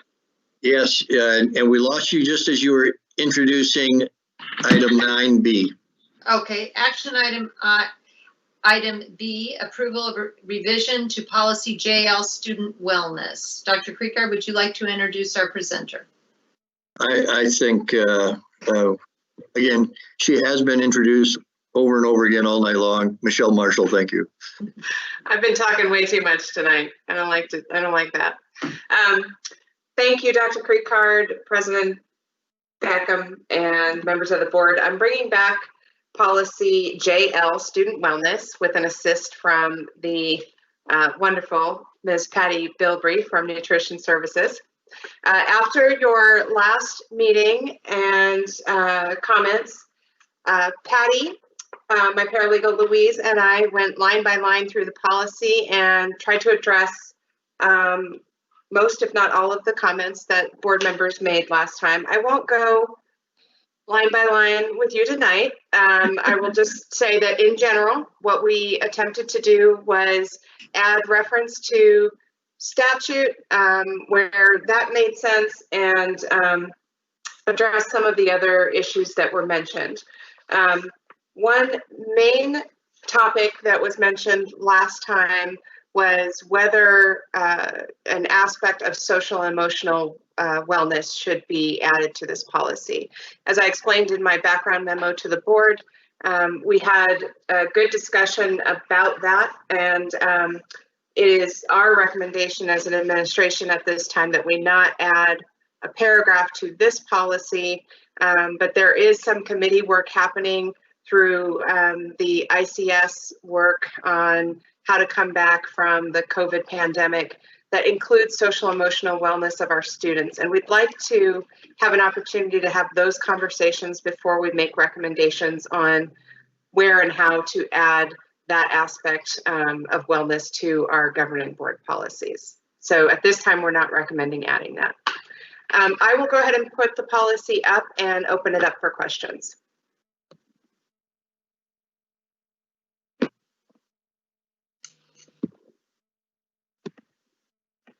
Can you see the policy? Yes. I will say, if there aren't any immediate questions, I did have Board Member Beckham asked 2 questions. We had lots of discussion, but she had a couple of follow-up questions.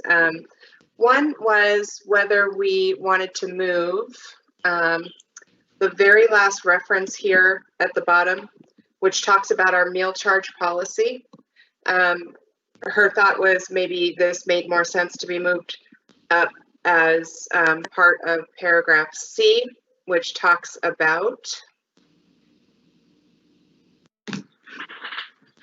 nutrition, promotion, marketing, and advertising. Patty and I talked about this by email. We don't have a preference in terms of moving it. It does track the order of the wellness guidelines. And Patty's thought was if we moved it here, she would recommend moving it so that it tracks the wellness guidelines. But either way, we can make that change if the board wants that to be done.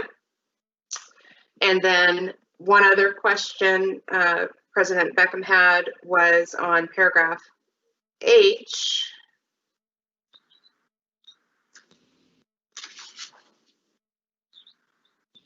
The parent, community, and staff involvement.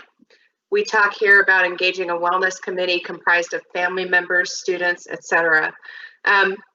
It stood out because we usually use the term parents or guardians, and family members was a little different.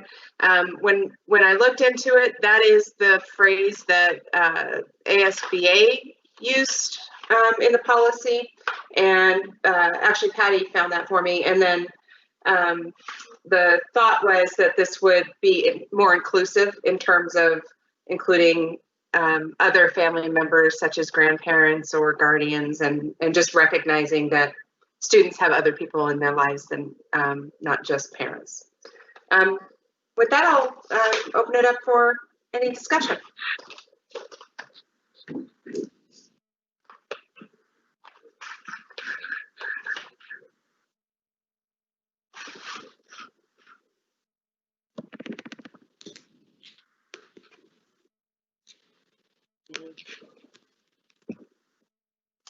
If there are no comments, should I, well, are we ready to?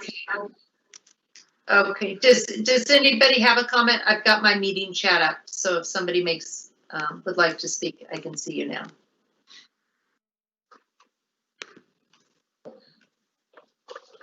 Well, I'll just then point. So when I asked about moving that portion, I did it because you had already referenced the meal programs, because it would go right under that.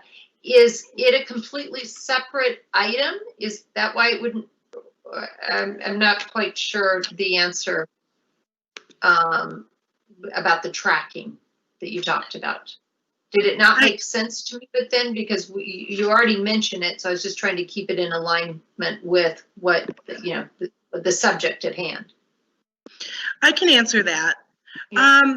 When it talks about nutrition, marketing, and promotion, it's not necessarily talking about meal charges in the aspect of this particular paragraph. talks about meal charges. This is more what we would call the lunch shaming from back then, to make sure that we are clearly communicating our policy on our meal charges to our families. And so it is a little bit of a separate entity that came out when all of the lunch shaming started, and it got added by ASBA then into the policy. And I think that they clearly wanted it to stand out and not get lost in this marketing paragraph, which was more about marketing about our menus and nutrition ed and about what type of snacks are being sold. This was very, very different. And I think that that was the intent. Of course, I didn't write it. I didn't put it in there from ASBA, but I believe that that was the intent. Okay. And that happened back last summer is when it got added. Okay, then that makes sense. I just didn't understand why. It is oddly placed, and it's just like plopped in there right at the end, but I do believe that that was probably the intent, is just to make it stand out as separate and very different. Okay, so it really doesn't have a subheading, which is why it's not underlined. It does not. It just is what it is. Okay, all right, I'm fine with that.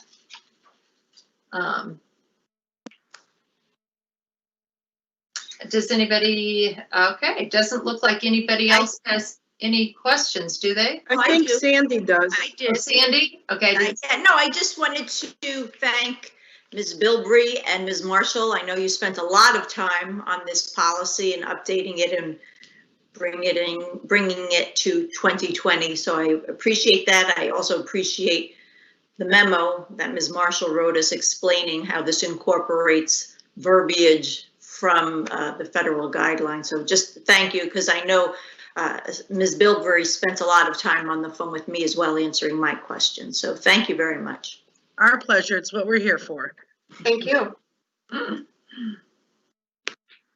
Okay, well, if we have no other comments, we will move on to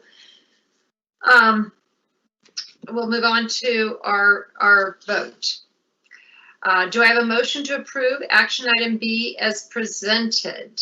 Approval of revisions to policy JL student wellness. So moved by Sandy Kravitz. All right, Board Member Kravitz moves. Do we have a second? Second, Patty Beckman. Thank you. Patty Beckman seconds.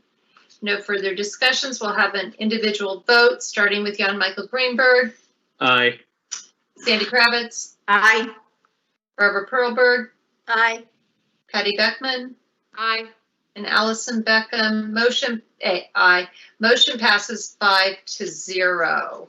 I'd also like to thank Ms. Marshall, Patty Bilbrey, Dr. Chestnut, and the entire Wellness Committee who really helped to update and modernize our policy here. We appreciate the extra time and effort that you've also afforded us in with our questions and amending some of the language in the policy. So thank you. I really appreciated that. You're welcome. Thank you. We'll move on to action item C, advanced placement AP and higher level mathematics adoption for implementation in the 2020-2021 school year. Dr. Kriegard, would you please introduce our presenter? I will. Thank you very much, President Beckham, members of the board. I'd introduce Dr. Kim Guerin, Assistant Superintendent for Educational Services, who will begin the discussion on this small adoption. Thank you. Thank you. Good evening, President Beckham, governing board members, Dr. Kriegard, and Ms. Como. Tonight, Executive Director Cheryl Redner will present a brief presentation with her team related to advanced placement and higher education math adoption. I'd like to introduce Ms. Redner. Good evening, President Beckham, members of the board, Dr. Kriegard, and Mrs. Como. It's a privilege to share with you today the process that, I apologize, one moment, please. I'm messing up my timing. To share with you the extensive process that this committee has gone through and to bring a recommendation to you for approval for an AP and higher level math adoption for implementation in the 2021 school year. This process began in January 2020. Okay, in January 2020. I'm going to refer you to the SUSD website, which communicates internally and externally, the work that has been happening. Here you will find the timeline as well as meeting agendas, minutes, and the scope and direction that guided this committee's work, which is posted on the webpage. And because of the unprecedented events of the spring and to remain compliant with our policies, we shifted the timeline and made those resources available for public review. I would like to Can I interrupt you just one moment? Could everybody maybe mute? We're getting some background noise. Okay, thank you. I apologize. That's okay. I'd like to introduce Marianne Klein, who is our current secondary math coach, and also like to take the time to introduce Lindsay Gilbert, who is our incoming secondary math coach, as Marianne will be returning to Saguaro High School to teach mathematics there. This was an inclusive committee. We invited representation from every high school campus, including AP math teachers, parents, curriculum specialists, the administrator on assignment, and our director of curriculum to participate. The committee was broken into subcommittees by course to include calculus, statistics, and computer science, led by our district secondary math coach. To begin the adoption process, we in the committee charted out our priorities and our breakout groups by course. These charts were used to adjust our participation letter and our rubric from the previous math adoption to better fit AP. The rubric was divided into 2 tiers based on importance, and each tier was assigned descending point values. The entire committee came to consensus about the final draft of the rubric and its use as the evaluation tool. I want to thank each and every person who served on this committee and supported the work. It's been a commitment from each of them, and they each took their roles and responsibilities seriously. Once approved, this recommendation will be funded from the AP fund as well as the capital override fund. This includes the materials and professional development support, which will involve in-person training, as well as train the trainer model and online support during the 7-year adoption. Once this is approved, I will have the opportunity to start planning these trainings to begin as soon as possible. Next, please welcome Janine Helton, who is one of our calculus teachers at Coronado High School. As we were analyzing the calculus books, we first reduced the choices to those that cover all the AP standards. We then looked at how each textbook answered the following 3 criteria. Number 1, are the concepts in the books presented in a logical order, and are they presented in a concise but easy to understand manner? For the book that we chose, one teacher's comment in the rubric summed this up. This exclusive high school book caters to the AP student and teacher. Our second criteria was, do the problems and examples within the textbook mirror those found on the AP tests? Some of the comments on the textbook were that the textbook has technology tips and problem pitfalls throughout. The whole AP exam prep section matches that of the format of the AP exam. And as we learned last quarter, our third criteria has become even more important. Are the online materials sufficient to support online, blended, or flipped classrooms? Some of the comments on the recommended textbook included online resources are compatible with both computers as well as tablets and phones. The program generates assessments with built-in security features, and CalcChat and CalcView resources for this textbook contain detailed solutions and videos with visuals and animations. For all of these reasons, we recommend the Cengage calculus books. I would now like to introduce Risa Moran, a statistics teacher at Arcadia High School. I am also an Arcadia graduate. The AP statistics books I taught from this year were the same ones with the same outdated questions from when I took this class. When we ask students to connect to the real-world problems, it is even more challenging when they don't know what a Walkman is.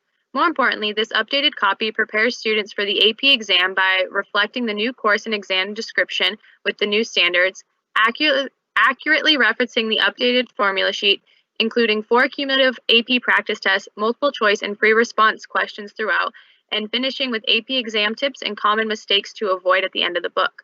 Additionally, it's user-friendly, with the color-coded examples and solutions that are labeled and written with AP expectations, highlighted vocabulary that is crucial in statistics, and embedded TI-84 and TI-Inspire calculator how-to guides.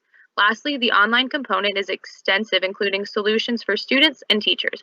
Applets designed specifically for the material to explore abstract ideas are also there.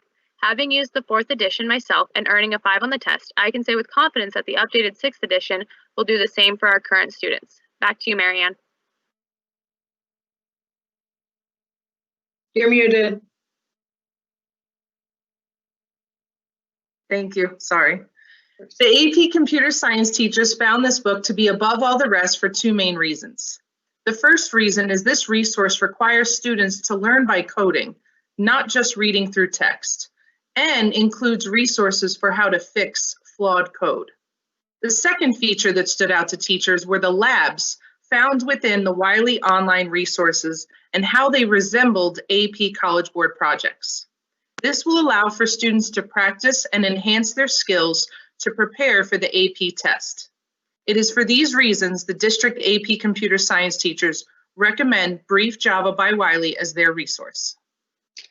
Thank you all for your consideration. At this time, we'd like to answer any questions with support from the recommended vendors who are online with us, members of the committee who were able to be here this evening, as well as the district secondary math coaches. Thank you very much, Ms. Redner and your entire committee. Thank you for showing up today and sharing with us the reasons why you chose the books you did. Governing board members, do you have any questions? I'm looking at my meeting chat in case somebody has something to say.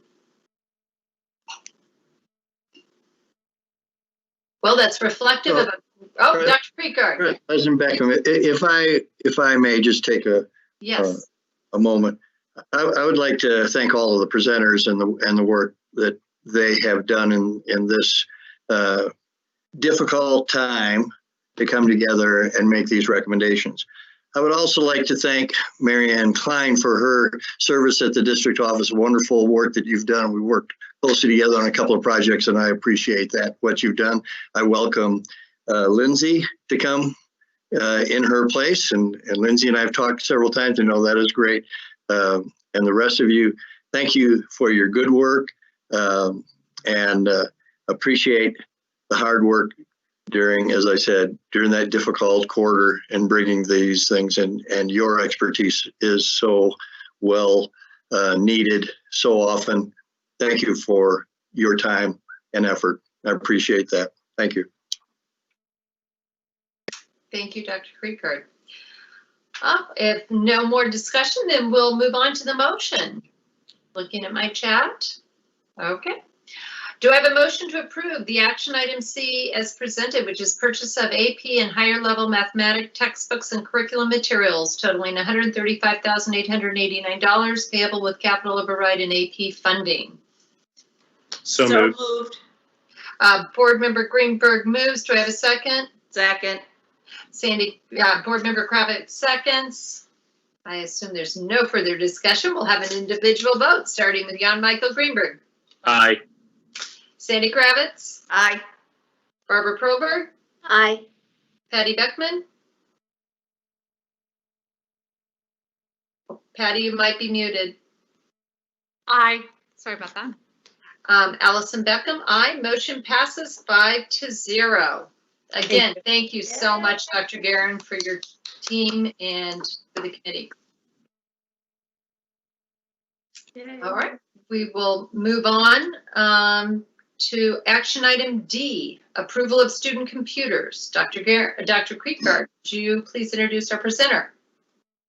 Thank you. Well, once again, we've gotten to the end of the agenda and our third consecutive time, I believe, with computer purchases. Debbie Spalding is here to answer any questions, but this is the third edition of the computers. This is a larger one and bringing us to our one-to-one and also preparing for the fall just in case, we have more online demand so that we will be ready in advance. With that, if you have questions, Debbie is here to answer questions, but I don't believe there needs to be a formal presentation as this is the third such request for purchasing. Thank you.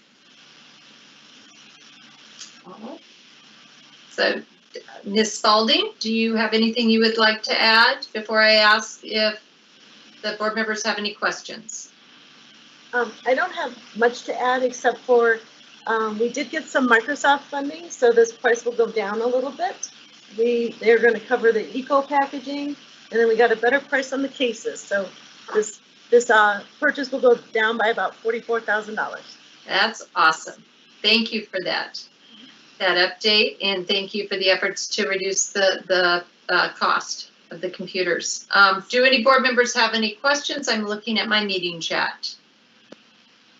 And now I can actually see all 4 of you, so if you just want to raise your hand, you can do that too. All right, great. Well, we'll just move on. Do I have a motion to approve action item D to purchase 4,400 student computers in the amount of $1,700,000, well, a little less than that, but we'll put down up to $1,775,136 payable with capital override funding. So moved. Board Member Greenberg moves. Do I have a second? Second. Vice President Beckman. No, if no further discussion, we'll have an individual vote, starting with Jan Michael Greenberg. Aye. Sandy Kravitz. Aye. Barbara Perlberg. Aye. Patty Beckman. Aye. And Allison Beckham. Aye. Motion passes 5-0. Thank you very much, Ms. Spalding and your team, IT team. I believe we are done. It's a special session, so I move to adjourn this special meeting of the governing board. Do I have a second? Second. Board Member Kravitz seconds. We'll have an individual vote, starting with Jan Michael Greenberg. No. I'm kidding. Aye. You might have, I think it still would have passed. Sandy Kravitz. Aye. Barbara Perlberg. Aye. Patty Beckman. Aye. And Allison Beckham. Motion passes 5-0 unless Board Member Greenberg would like to stick around. No. This special meeting of the governing board on June 9, 2020 is adjourned at 7:44 p.m. Thank you. Thank you.